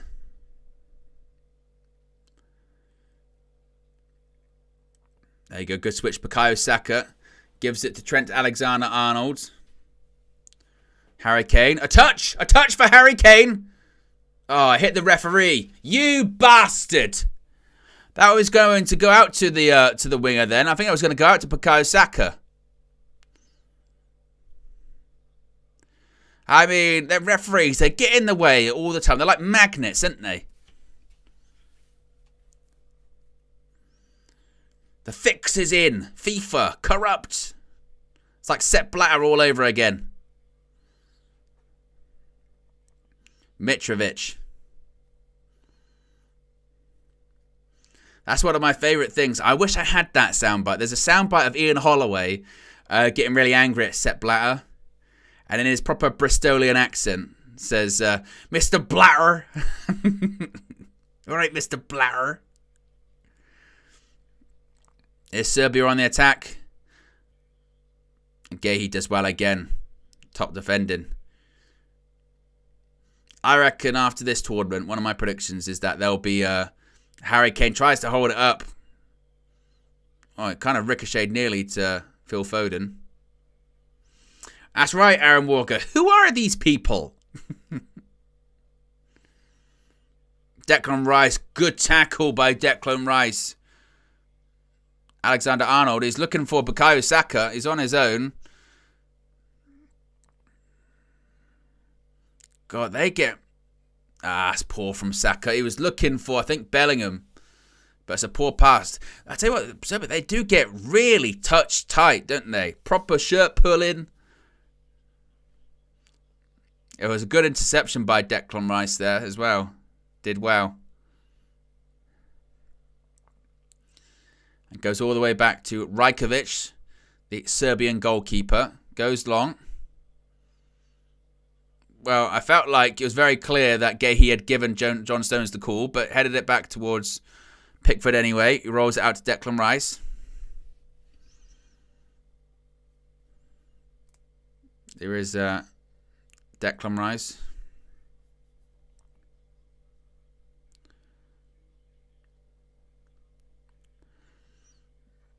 Declan Rice once more.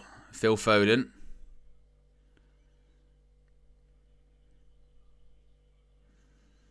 Oh, Alan Shearer is such an arse kiss on commentary, isn't he? I think the midfield's working really well.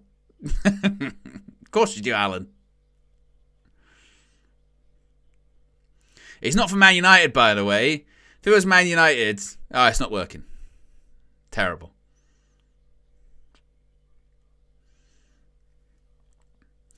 Gahey to Kyle Walker. Declan Rice.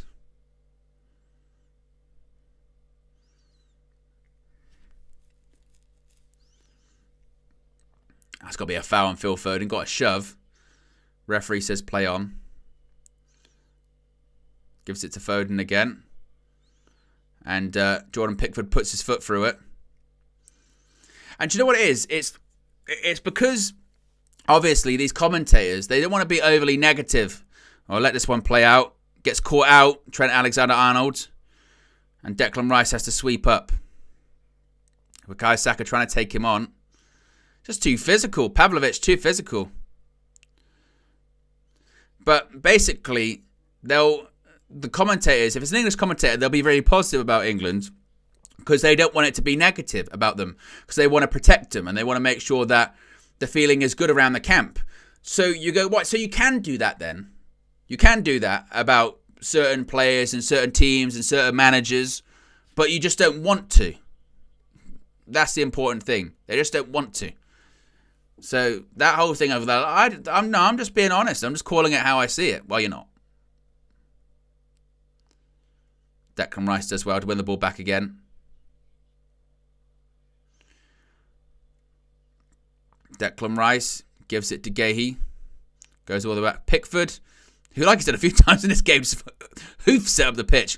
Put some pressure on. Headed back to the Serbian goalkeeper. Well, it's been 6 minutes in this second half, and I would say, Gareth, sub Trent. It ain't working, brother. Get a real midfielder on, because this game is tighter than you thought it was going to be. This is why before the game, I was like pushing back on this idea of, well, against the weaker teams we can do it. Well, it's 1-0 at the moment, so it's not really sort of super weak, is it? Vlahovic puts it across. Right, now, this is when a decent manager would say, look, the flow of the game is changing. Change it.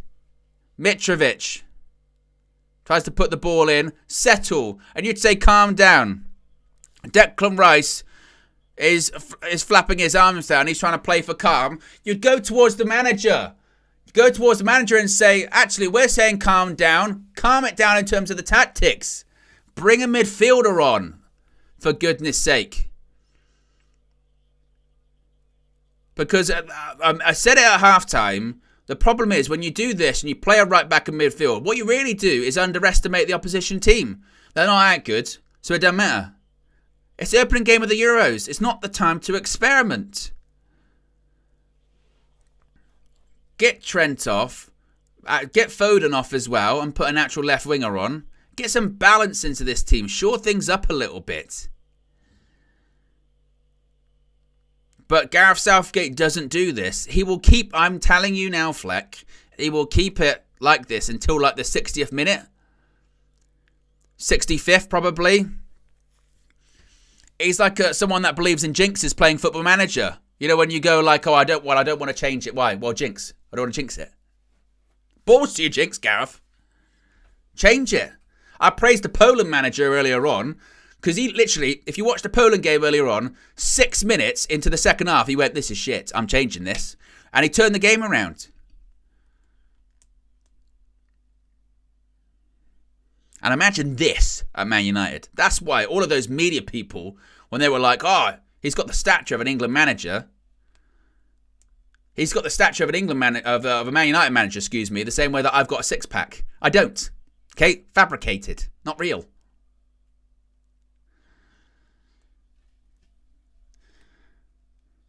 God, it's only opening game as well. It's going to be a long tournament. I shouldn't do these England games.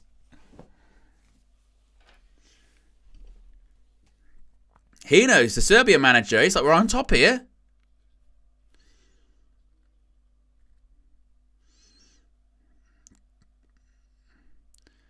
Pickford with a goal kick.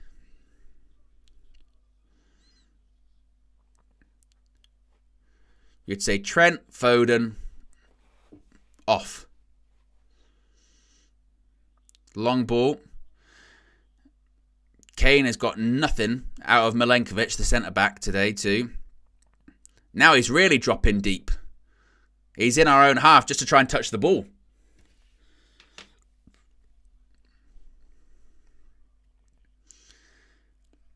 Looking completely isolated. All right, though. Gareth's got his cardigan on.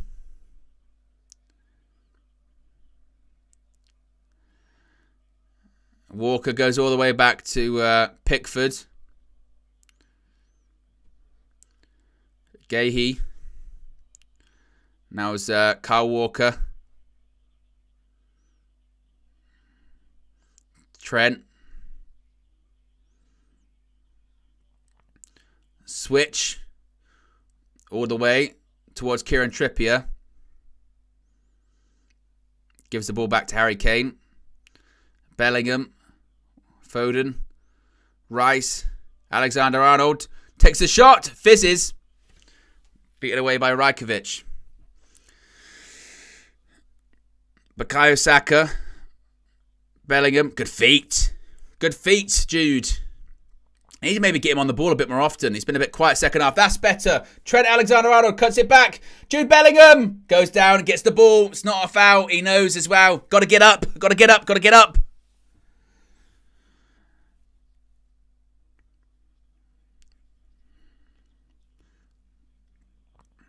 Good touch. Good interception by Declan Rice. Whenever I say Declan Rice now, I can just hear the Robbie voice in my head saying it. Declan Rice. We're going to do this. Declan Rice.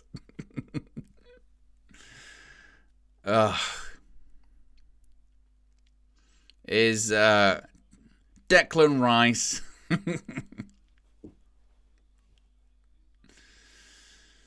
Foden.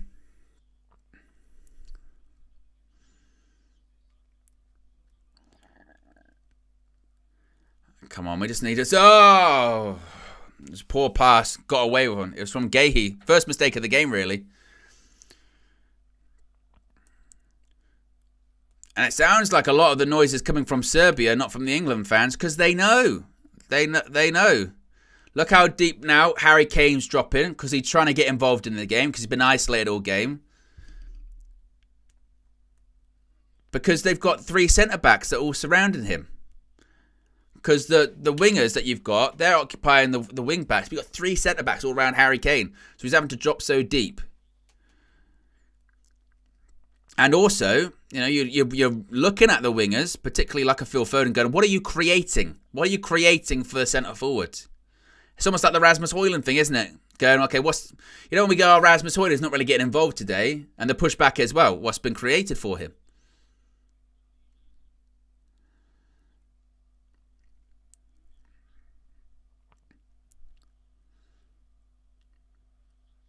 Like, this doesn't feel like, you know, when Kane played for Spurs or he plays for Bayern Munich, and it feels like the idea is get the ball to create stuff for Harry Kane, get him the ball on the edge of the box, put crosses in, put it into the area that he can attack. It doesn't really happen that much. Here's Serbia trying to play it through the gaps. I tell you what, Stone's been caught out here. Get that. Pick up the ball. Oh, my words. I mean, they're claiming for a penalty. I don't think there was anything in that.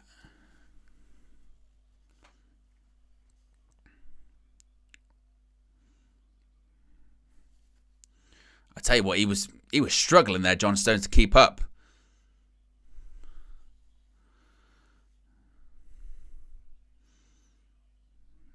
That's not a foul. It's one of those fine line things, but it's not a foul. You can't give a penalty for it. No chance. Oh, don't give me the VAR. Oh, VAR. How about that?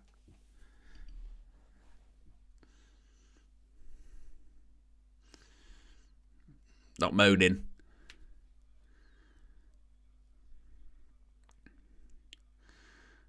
Apparently Southgate and Steve Holland having a word with Harry Kane. And if they're saying to Harry Kane, don't drop deep, then if I was Harry Kane, I'd push back and go, well, I'm only dropping deep because I'm not getting any of the ball. I'd be like, you know, tell the people who are behind me to actually give me the ball. You know, cutbacks. Give it to me on the edge of the box or something. Or have those wide players, again, running in past the wing backs and be cut it back to me or something.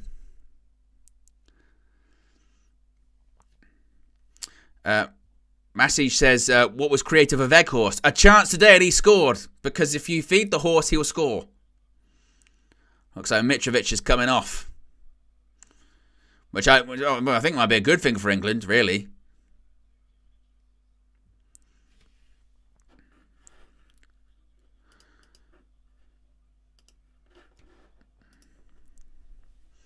Dusan Tadic and Jovic coming up. Good players, attacking players.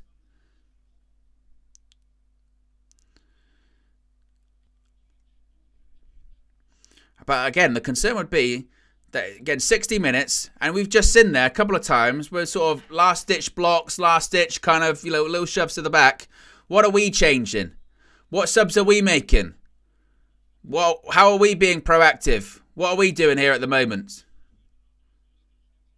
Nothing. It's 60 minutes. What are we going to do to get better control of the game? Because we've kind of lost it.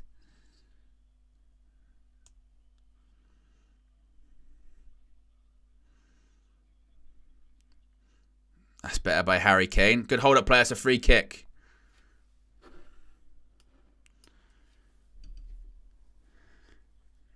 And there's still plenty of time to go. I mean, there's half an hour left. You know, so it's not the time to be last-ditch tackles. Bear in mind, you know, we've got a team of outstanding players.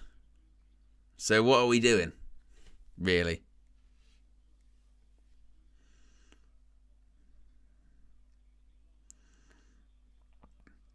And again, this is why I'd always be the Coventry.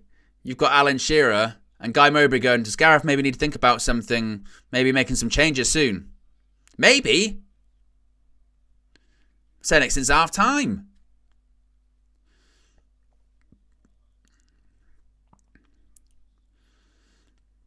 Saying maybe Cole Palmer might come on. Well, that should be for Foden. And also, why is Trent still on the pitch?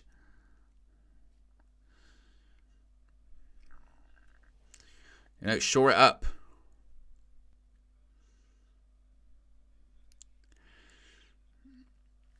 I mean, let's be honest now, yeah. Serbia have got all the ball. I mean, they do.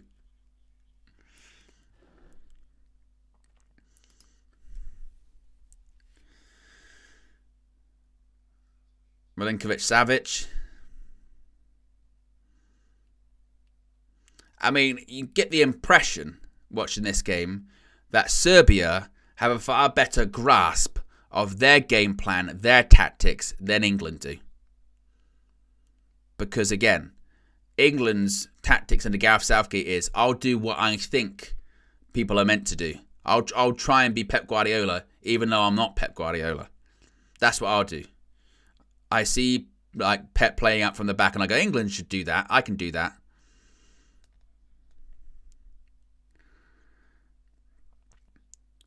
Pavlovic, flick on. Look at this, they're playing round us.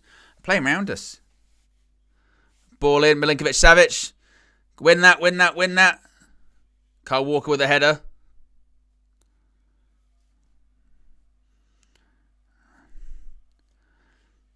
And then, again, nearly 65 minutes, and now Serbia got all the ball, pinging it around, playing 1-2 touch passing, in behind, and we're not making any subs. And before the game, the definition of playing Trent was because, well, we get away with it in the group game.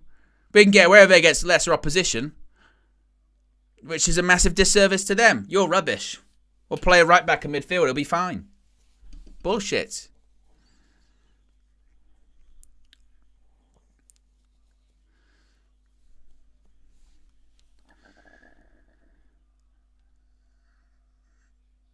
Ilic. Ball in. Trent's putting his foot through it. Oh, what are we doing? What are we doing? Ball into the box. Change something, Gareth, for God's sake. 65 minutes. Now we're just hoofing the ball up the pitch. They are all over us at the moment against Serbia. Change something. Change the shape. Change the personnel. You've got a myriad of talent on the bench. You've got proper midfielders on the bench. You've got proper wingers on the bench. Change it. It is 65 minutes. You're 1-0 up. Protect the game. Protect the lead you've got. Get the ball back. Oh, I think maybe Conor Gallagher's going to come on. Maybe for Trent Alexander-Arnold. But that's the problem, again, with Gareth Southgate is, like, now, whilst he's going to do it now, against a real good team, it would already be too late. If it was a final, you can't wait till 65 minutes to do it. You can see that this is the case from half-time. You can see this is the case from 50 minutes. Be proactive. Make the change early before they have 2 or 3 chances, and they've already scored by that point. Walker. Into Harry Kane. Trent. Corner. Finally. England's first corner of the match. And here's going to be Trent on corners.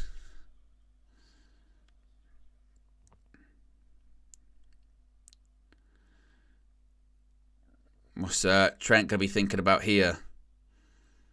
What sort of height we got? We got Bellingham in the box. Gahey, Stones. I've got a massive amount of height. Harry Kane.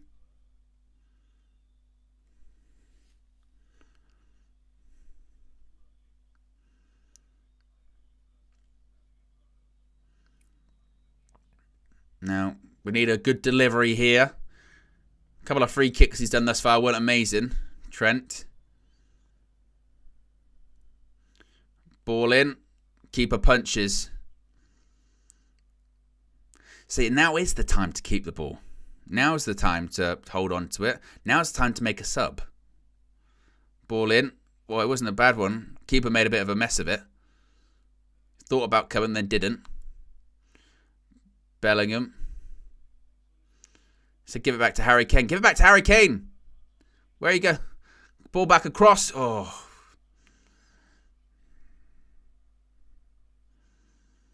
I thought maybe he was thinking about putting it back to Harry Kane. Put it back across. But there was no one there because Kane's on the edge of the box.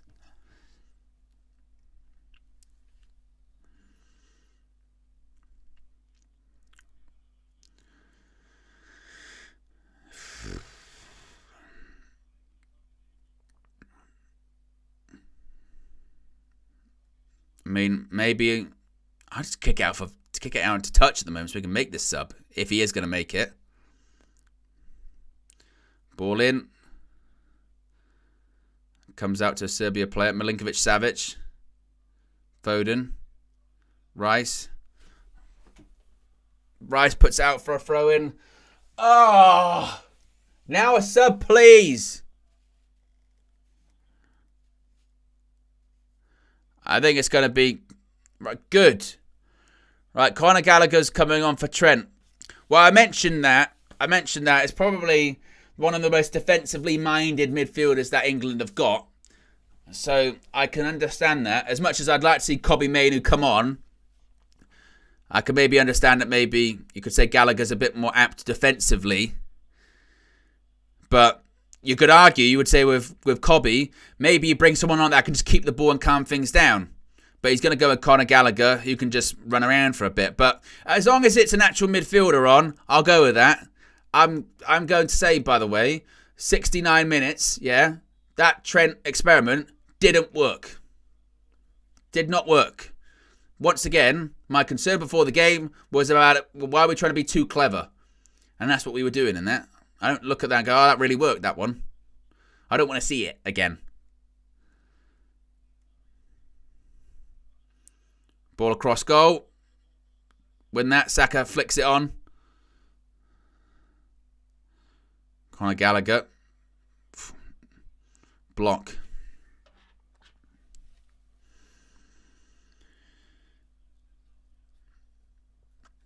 Chris says, why do all these players have rips in their socks? It's because, I think that's because they're too tight. So they have to put rips in them to get a bit of breathing space for the calves. Why punching Pickford? Why is he punching it? I should have just catch it.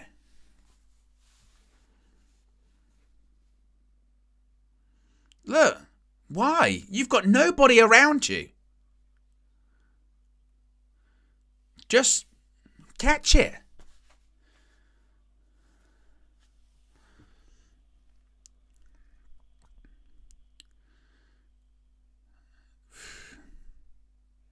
Good touch by Harry Kane. That's better.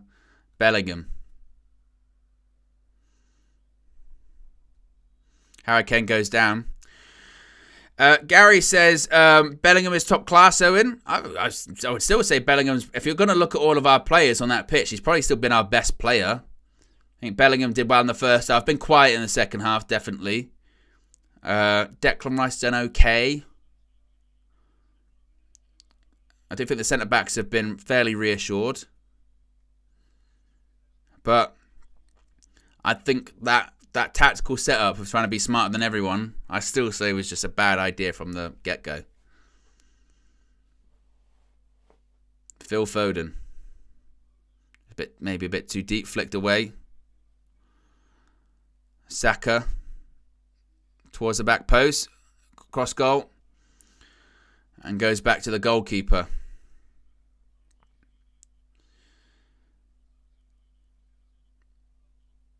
I'm surprised still Phil Foden's on the pitch. Bear in mind, again, you're looking at Serbia, yeah? And again, this is the difference in international management. Serbia, they've made 4 changes.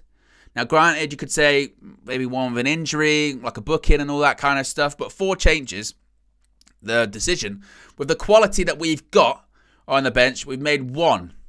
It is the 72nd minute. I would say that, given the players actually do look a bit leggy, you'd be saying that, make a couple of more. Get some fresher legs on the pitch. Phil Foden's still struggling.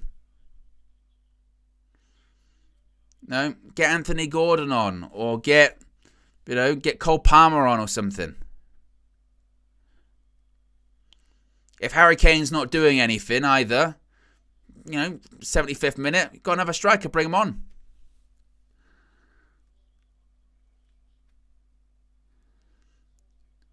Bellingham.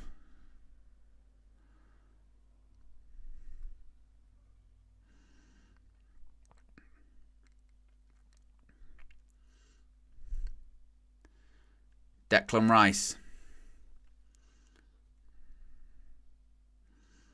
Foden.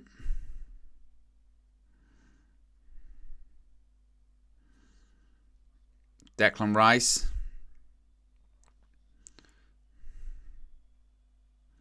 That ball might have gone off. They just managed to keep it on. And I will also say, I kind of alluded to it in the first half too. But in particular in the second half, we've really not created all that much. Like, for all of the passing and all that, creating loads. Let's give it a foul.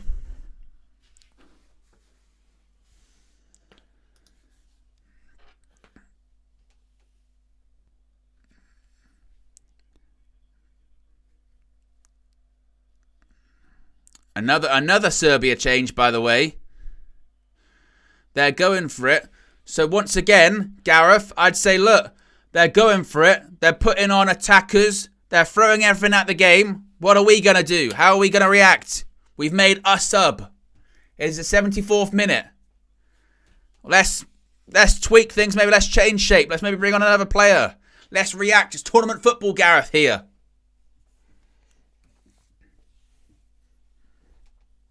Let's stop worrying about, well, I don't want to, upset the balance that much. There's no balance. We're not doing anything. Trippier, Phil Foden. That's a foul.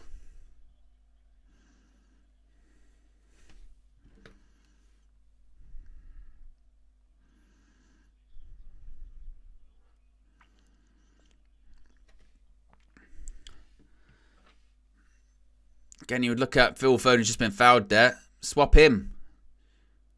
Get Palmer on.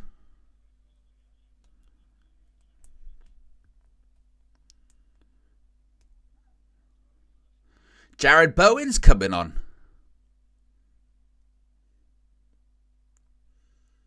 For Foden. Are we suggesting that it's Bukayo Saka?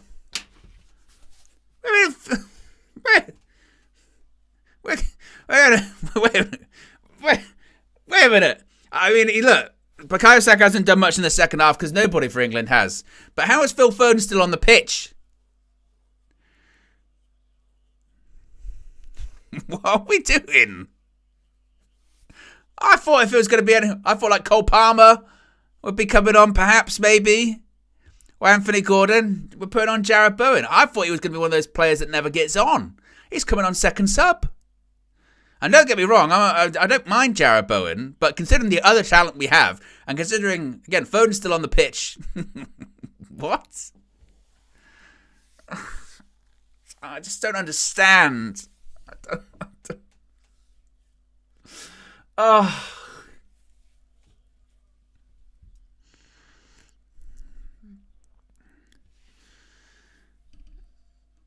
And again, it's not like a thing on Jared Bowen. Look, he scored a big goal in West Ham's one of the biggest games in their history.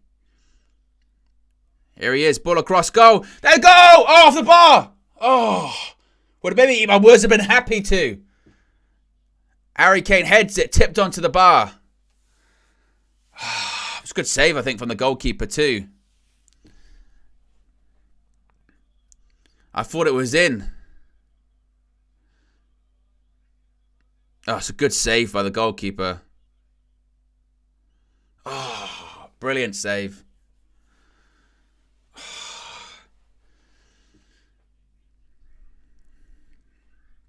I was already saying it was a goal. That would have been it. That would have been the game. And then I'd have been like, yeah, well done, Gareth. Jared Bowen.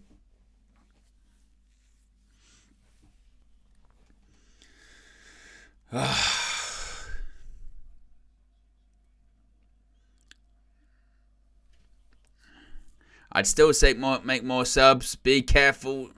Trippier flicks it on.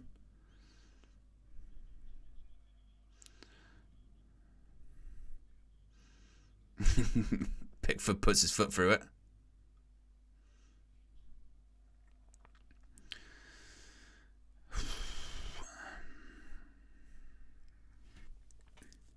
But in fairness, with Jared Bowen, yeah, that's all he can do when you come on, isn't it? Of going, look, maybe there might be some players that should have maybe get an opportunity. If you can go on and get an assist, you make people shut up. It was like with that good pass by Jude Bellingham. Here's Harry Kane. Now you're going to travel with the ball. He's getting a few more touches now.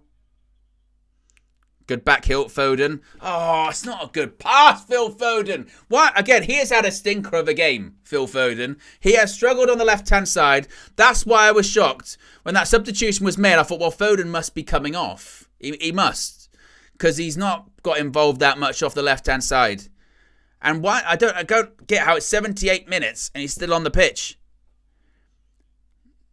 I thought when they said it was going to be a sub, I thought, wow, that means it's going to be Anthony Gordon. It's going to be possibly Cole Palmer off the left. Kieran Trippier's down. Well, that means Joe Gomez is coming on then, doesn't it? Because we ain't got left backs. Luke Shaw's on the bench, but he's not going to be coming on. Well, Luke Shaw's going to come on. I thought he was. I thought he wasn't ready.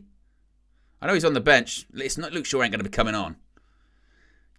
You've got Erik ten Hag before kickoff going. He's probably going to be available after the group stage. Like 80 minutes later, he's playing. Surely it's got to be Joe Gomez. Because again, if that is the case, I'd be saying don't bring on Luke Shaw. Save him. If he's not ready, he will get hurt.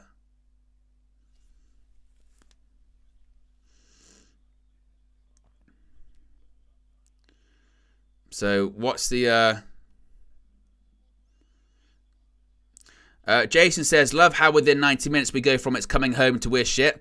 Hey, Jason, you haven't been watching. Because, brother, I've been saying we're shit for weeks. I say we are not what the media play us out to be. Never.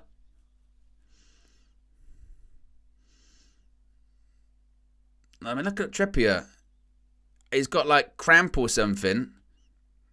He's stretching out his legs on the advertising hoardings. Make us up, man.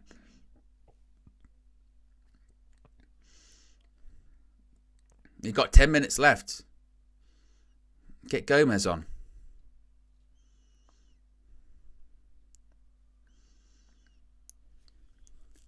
$80 minutes. Serbia 0, England 1. Trippier's back on.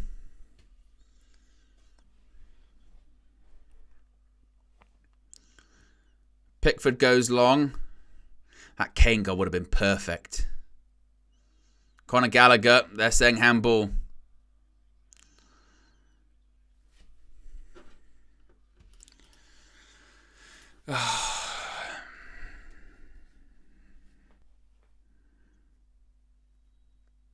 Referee blows the whistle.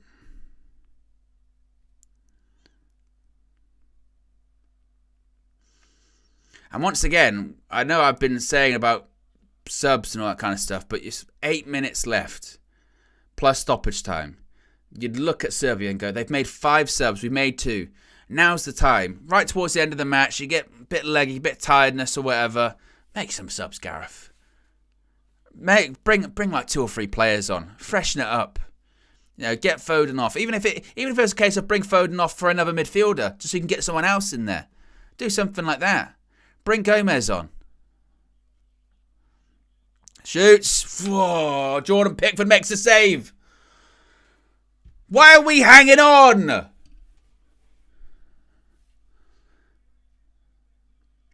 Look at this. Takes a shot and he tips it over the bar.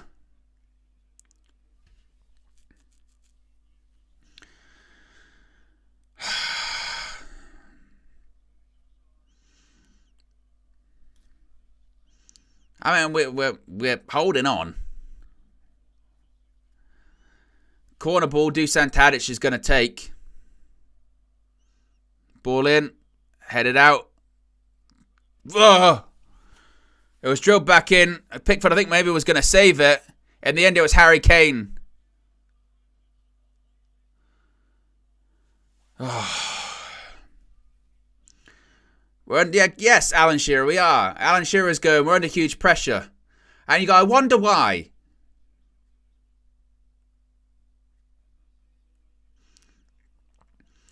Gary says, Owen, shout out Gahey or I will unsubscribe. Well, that is quite a tedious thing to unsubscribe for, Gary.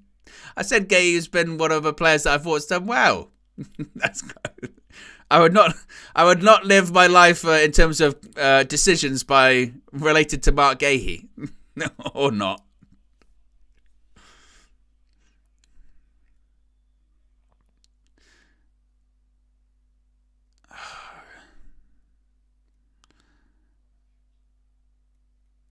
Jared Bowen's done well there. Done really well.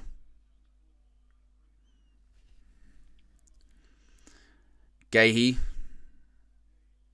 looks for Bowen. And it's headed out. What? The commentator is they chipped the ball forward, and the Serbia player headed it out for a throw-in, and the commentator went, "Clever by Bowen. Didn't need to challenge for it." Well, he was nowhere near it. He was never going to challenge for it. What? Clever. Very clever. Okay.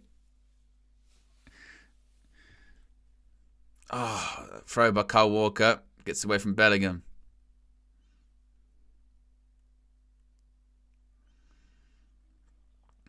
Get across. Well done. Jude Bellingham. Here's Bowen.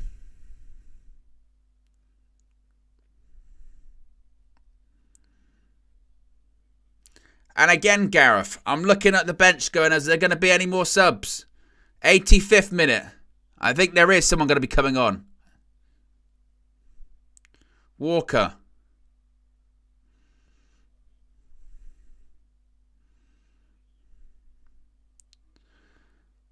Is Harry Kane. Oh, short. It's short from Harry Kane. Gahey just does enough there against Vlahovic. They take a quick throw. Get there, Kyle Walker. Just settle as well. This game's getting way too erratic. Harry Kane's gone down. Look at their manager. He's in there spitting. He's getting right in the fourth official's face. I don't blame him, to be honest, because he probably look at this going, for all of the chat, Kobe! Here comes Kobe! Jude Bellingham's been substituted off. He's done well, scored the goal. I thought he did, second half was a bit quieter, but Kobe's on! He was excellent in the first half, much quieter in the second half. He was everywhere in the first half. And on comes Kobe Maidu. Kobe! So I would think Kobe then, he's probably not going to go super high up. You'd probably stay quite in the flat in the middle. This is your moment, Kobe. Last game he played, scored in the final, FA Cup. Kobe's on. Kobe Maidu, generational. Man of the match. Let's see if he can get his impact on this game. Some composure.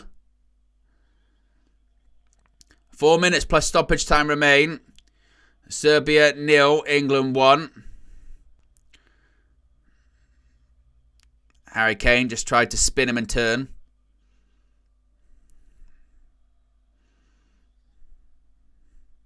Free kick Serbia. I don't know if I can handle this all tournament. This kind of this kind of pressure, nerves. I forget. It was Nidus at the World Cup, was it? Well, there was the Harry Kane penalty. We were in the studio for that one, and that day got me deathly sick. By the way, there was like some kind of flu bug in the studio, and it absolutely just destroyed me for days afterwards. It was horrible. Here's Phil Foden, who I can't believe is still on the pitch. To be honest, he's gone down, blocked off. How he's managed to survive, so far into this game, I don't know.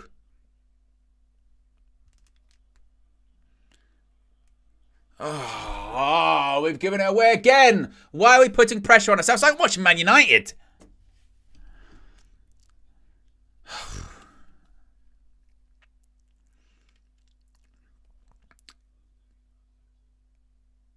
I mean, it looks like we're at like a 4-4...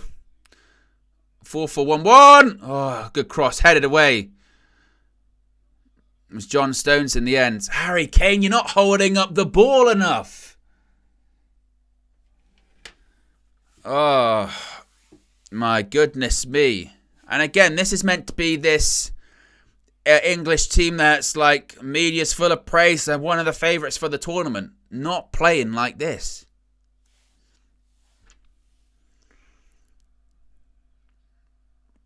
Denovich has just done Jared Bowen there like he's not even there. Milinkovic-Savic. 1 million miles away. Set up for him nicely. Gets his foot through it. I mean, he's comfortable. Pickford's trying to have a go. I have to say, look, press him, close him down.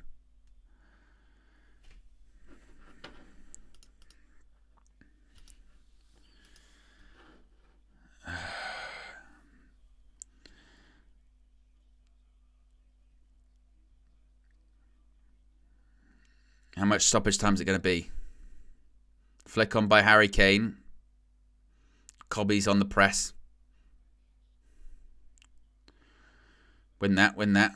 Header, won by Kieran Trippier. Harry Kane, just get the ball down. Play.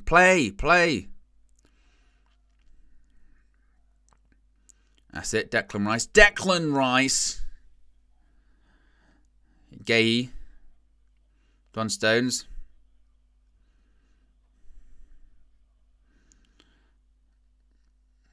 Yeah, even commentary going, it's been a long second half. Well, I wonder why. Because the tactics ain't been there. And again, now they start. I remember this exactly in the last Euros, yeah, because we won our opening game similarly against the Czech Republic, I think it was, and it wasn't pretty to watch, and we won. And then the narrative then becomes, well, historically. England don't win their opening games at the Euros. And last time was the first time it happened. So that's why. So there you go. Balls to the history, okay? Look at the players you've got. Look at the tactics that you're doing. Just because whatever Euros you want to pick, okay, that England have participated in. That's why. Just because in Euro 98... we didn't win that opening game, so that's good that we won this one. No. Foul.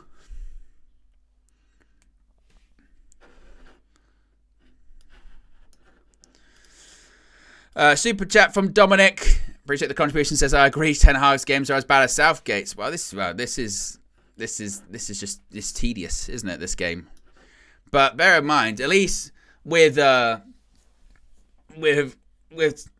United last season, there was a lot of discussion of, well, no, it's not the manager's fault, it's the players, they can't do it. You couldn't ask for a squad of more fantastic players.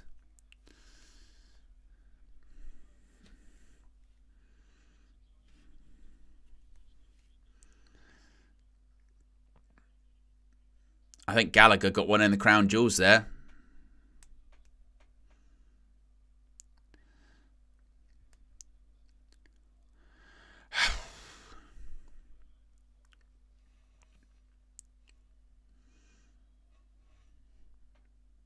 Declan Rice going to stand over this free kick as we have about just over 2 minutes left.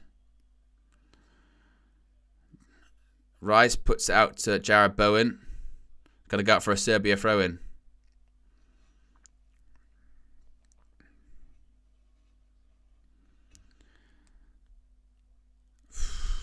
And again, watching that game earlier today between... Let this play out. Tadic sweeps it out. Bimancevic blocked. Tadic again. Watching Slovenia and Denmark, they're watching them be like, well, I thought they were going to be great. Radanovic. Well done, Jared Bowen. Good block. Right in the bread basket. That'll win you.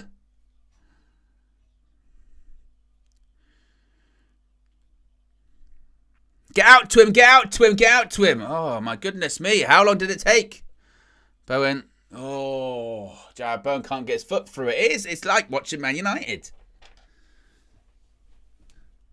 Bowen's there again.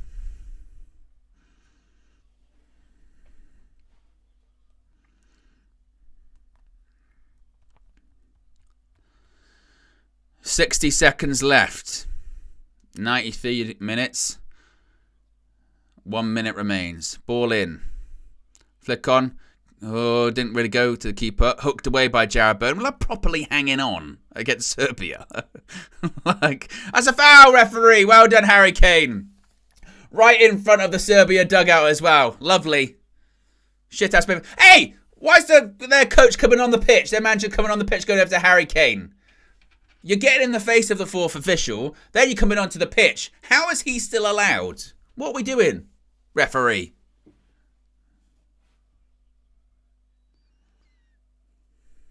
Pickford's going to take it. Just hoof it long.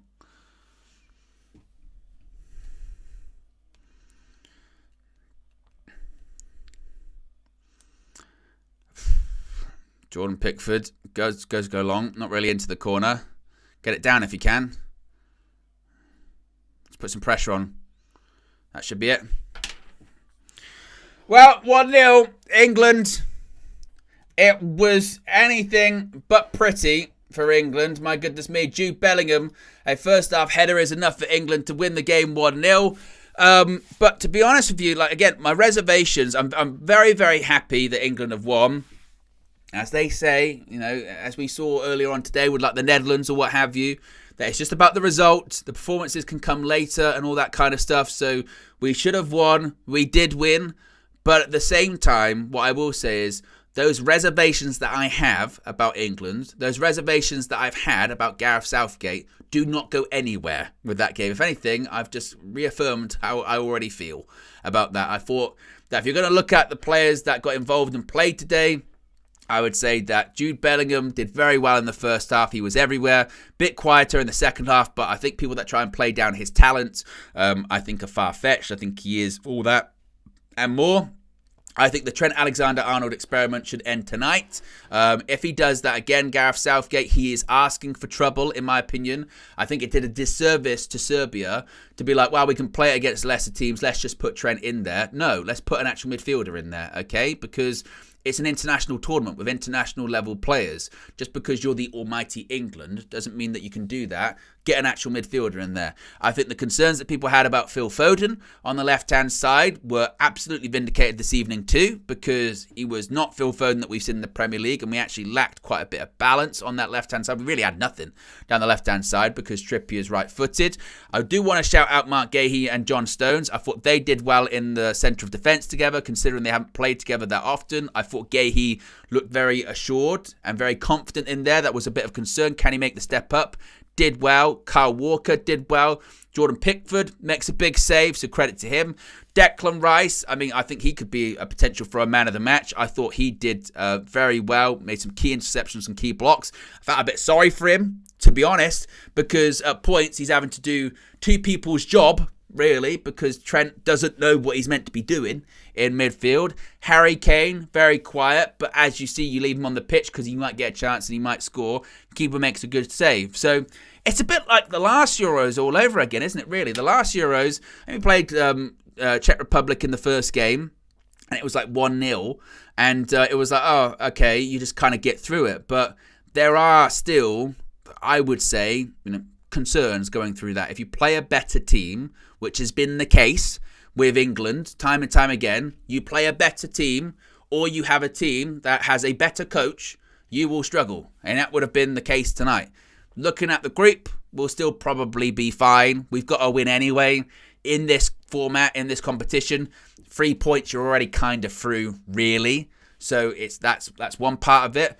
But my prediction for quarterfinal at best, I think, is effing on, to be honest with you, because my goodness me, a point's a painful watch. We're holding on against Serbia. Holding on against Serbia. Last minute blocks against Serbia.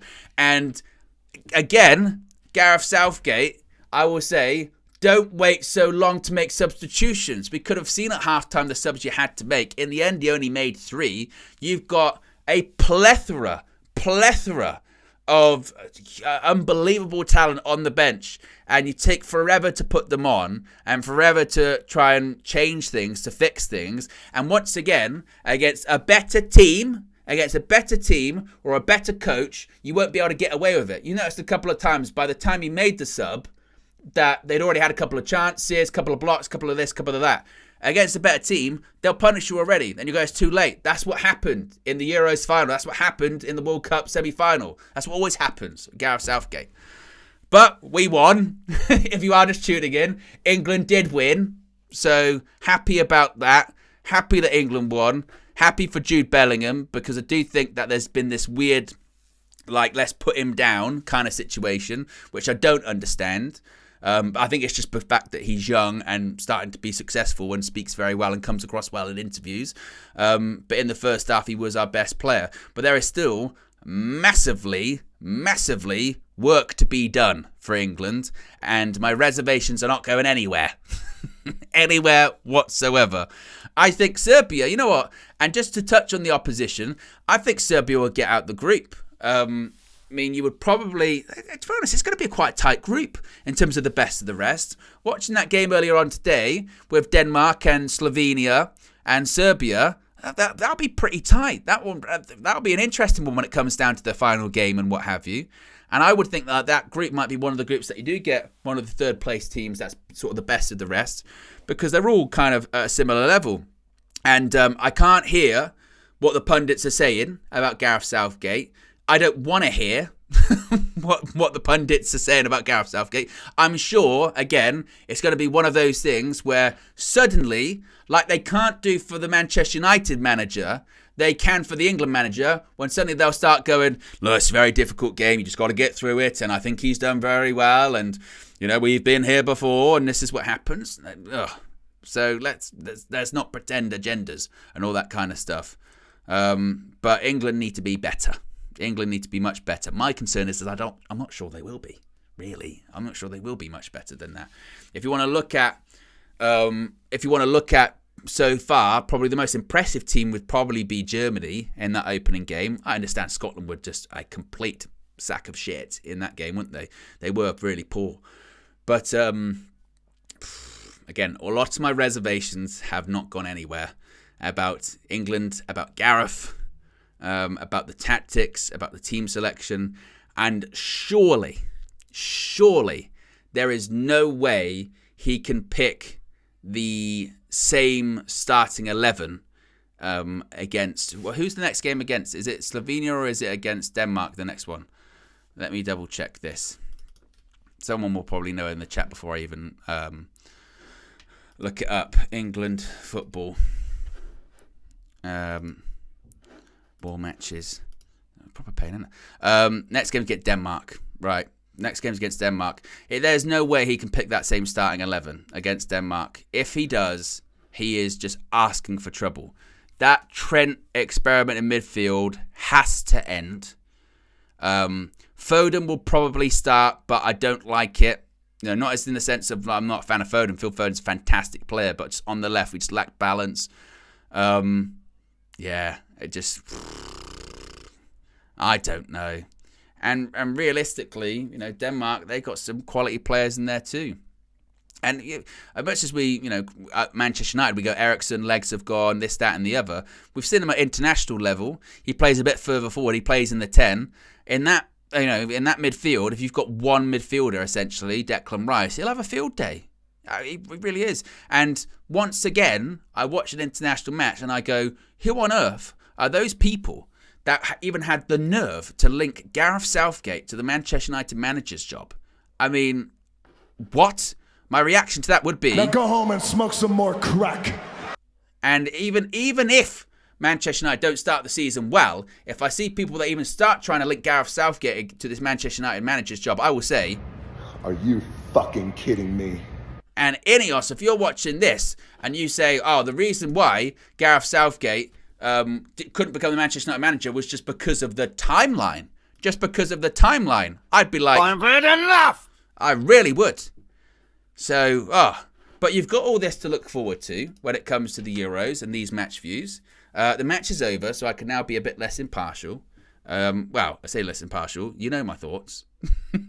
You know my thoughts on Gareth Southgate and his tactics and his selection. It is, I don't know. But there you go, guys. Appreciate everyone tuning in. Appreciate everyone getting involved in the chat. as I mentioned, we'll be back live tomorrow morning, 9 a.m. The Transfer View. Jurgen Fleck and myself will be here.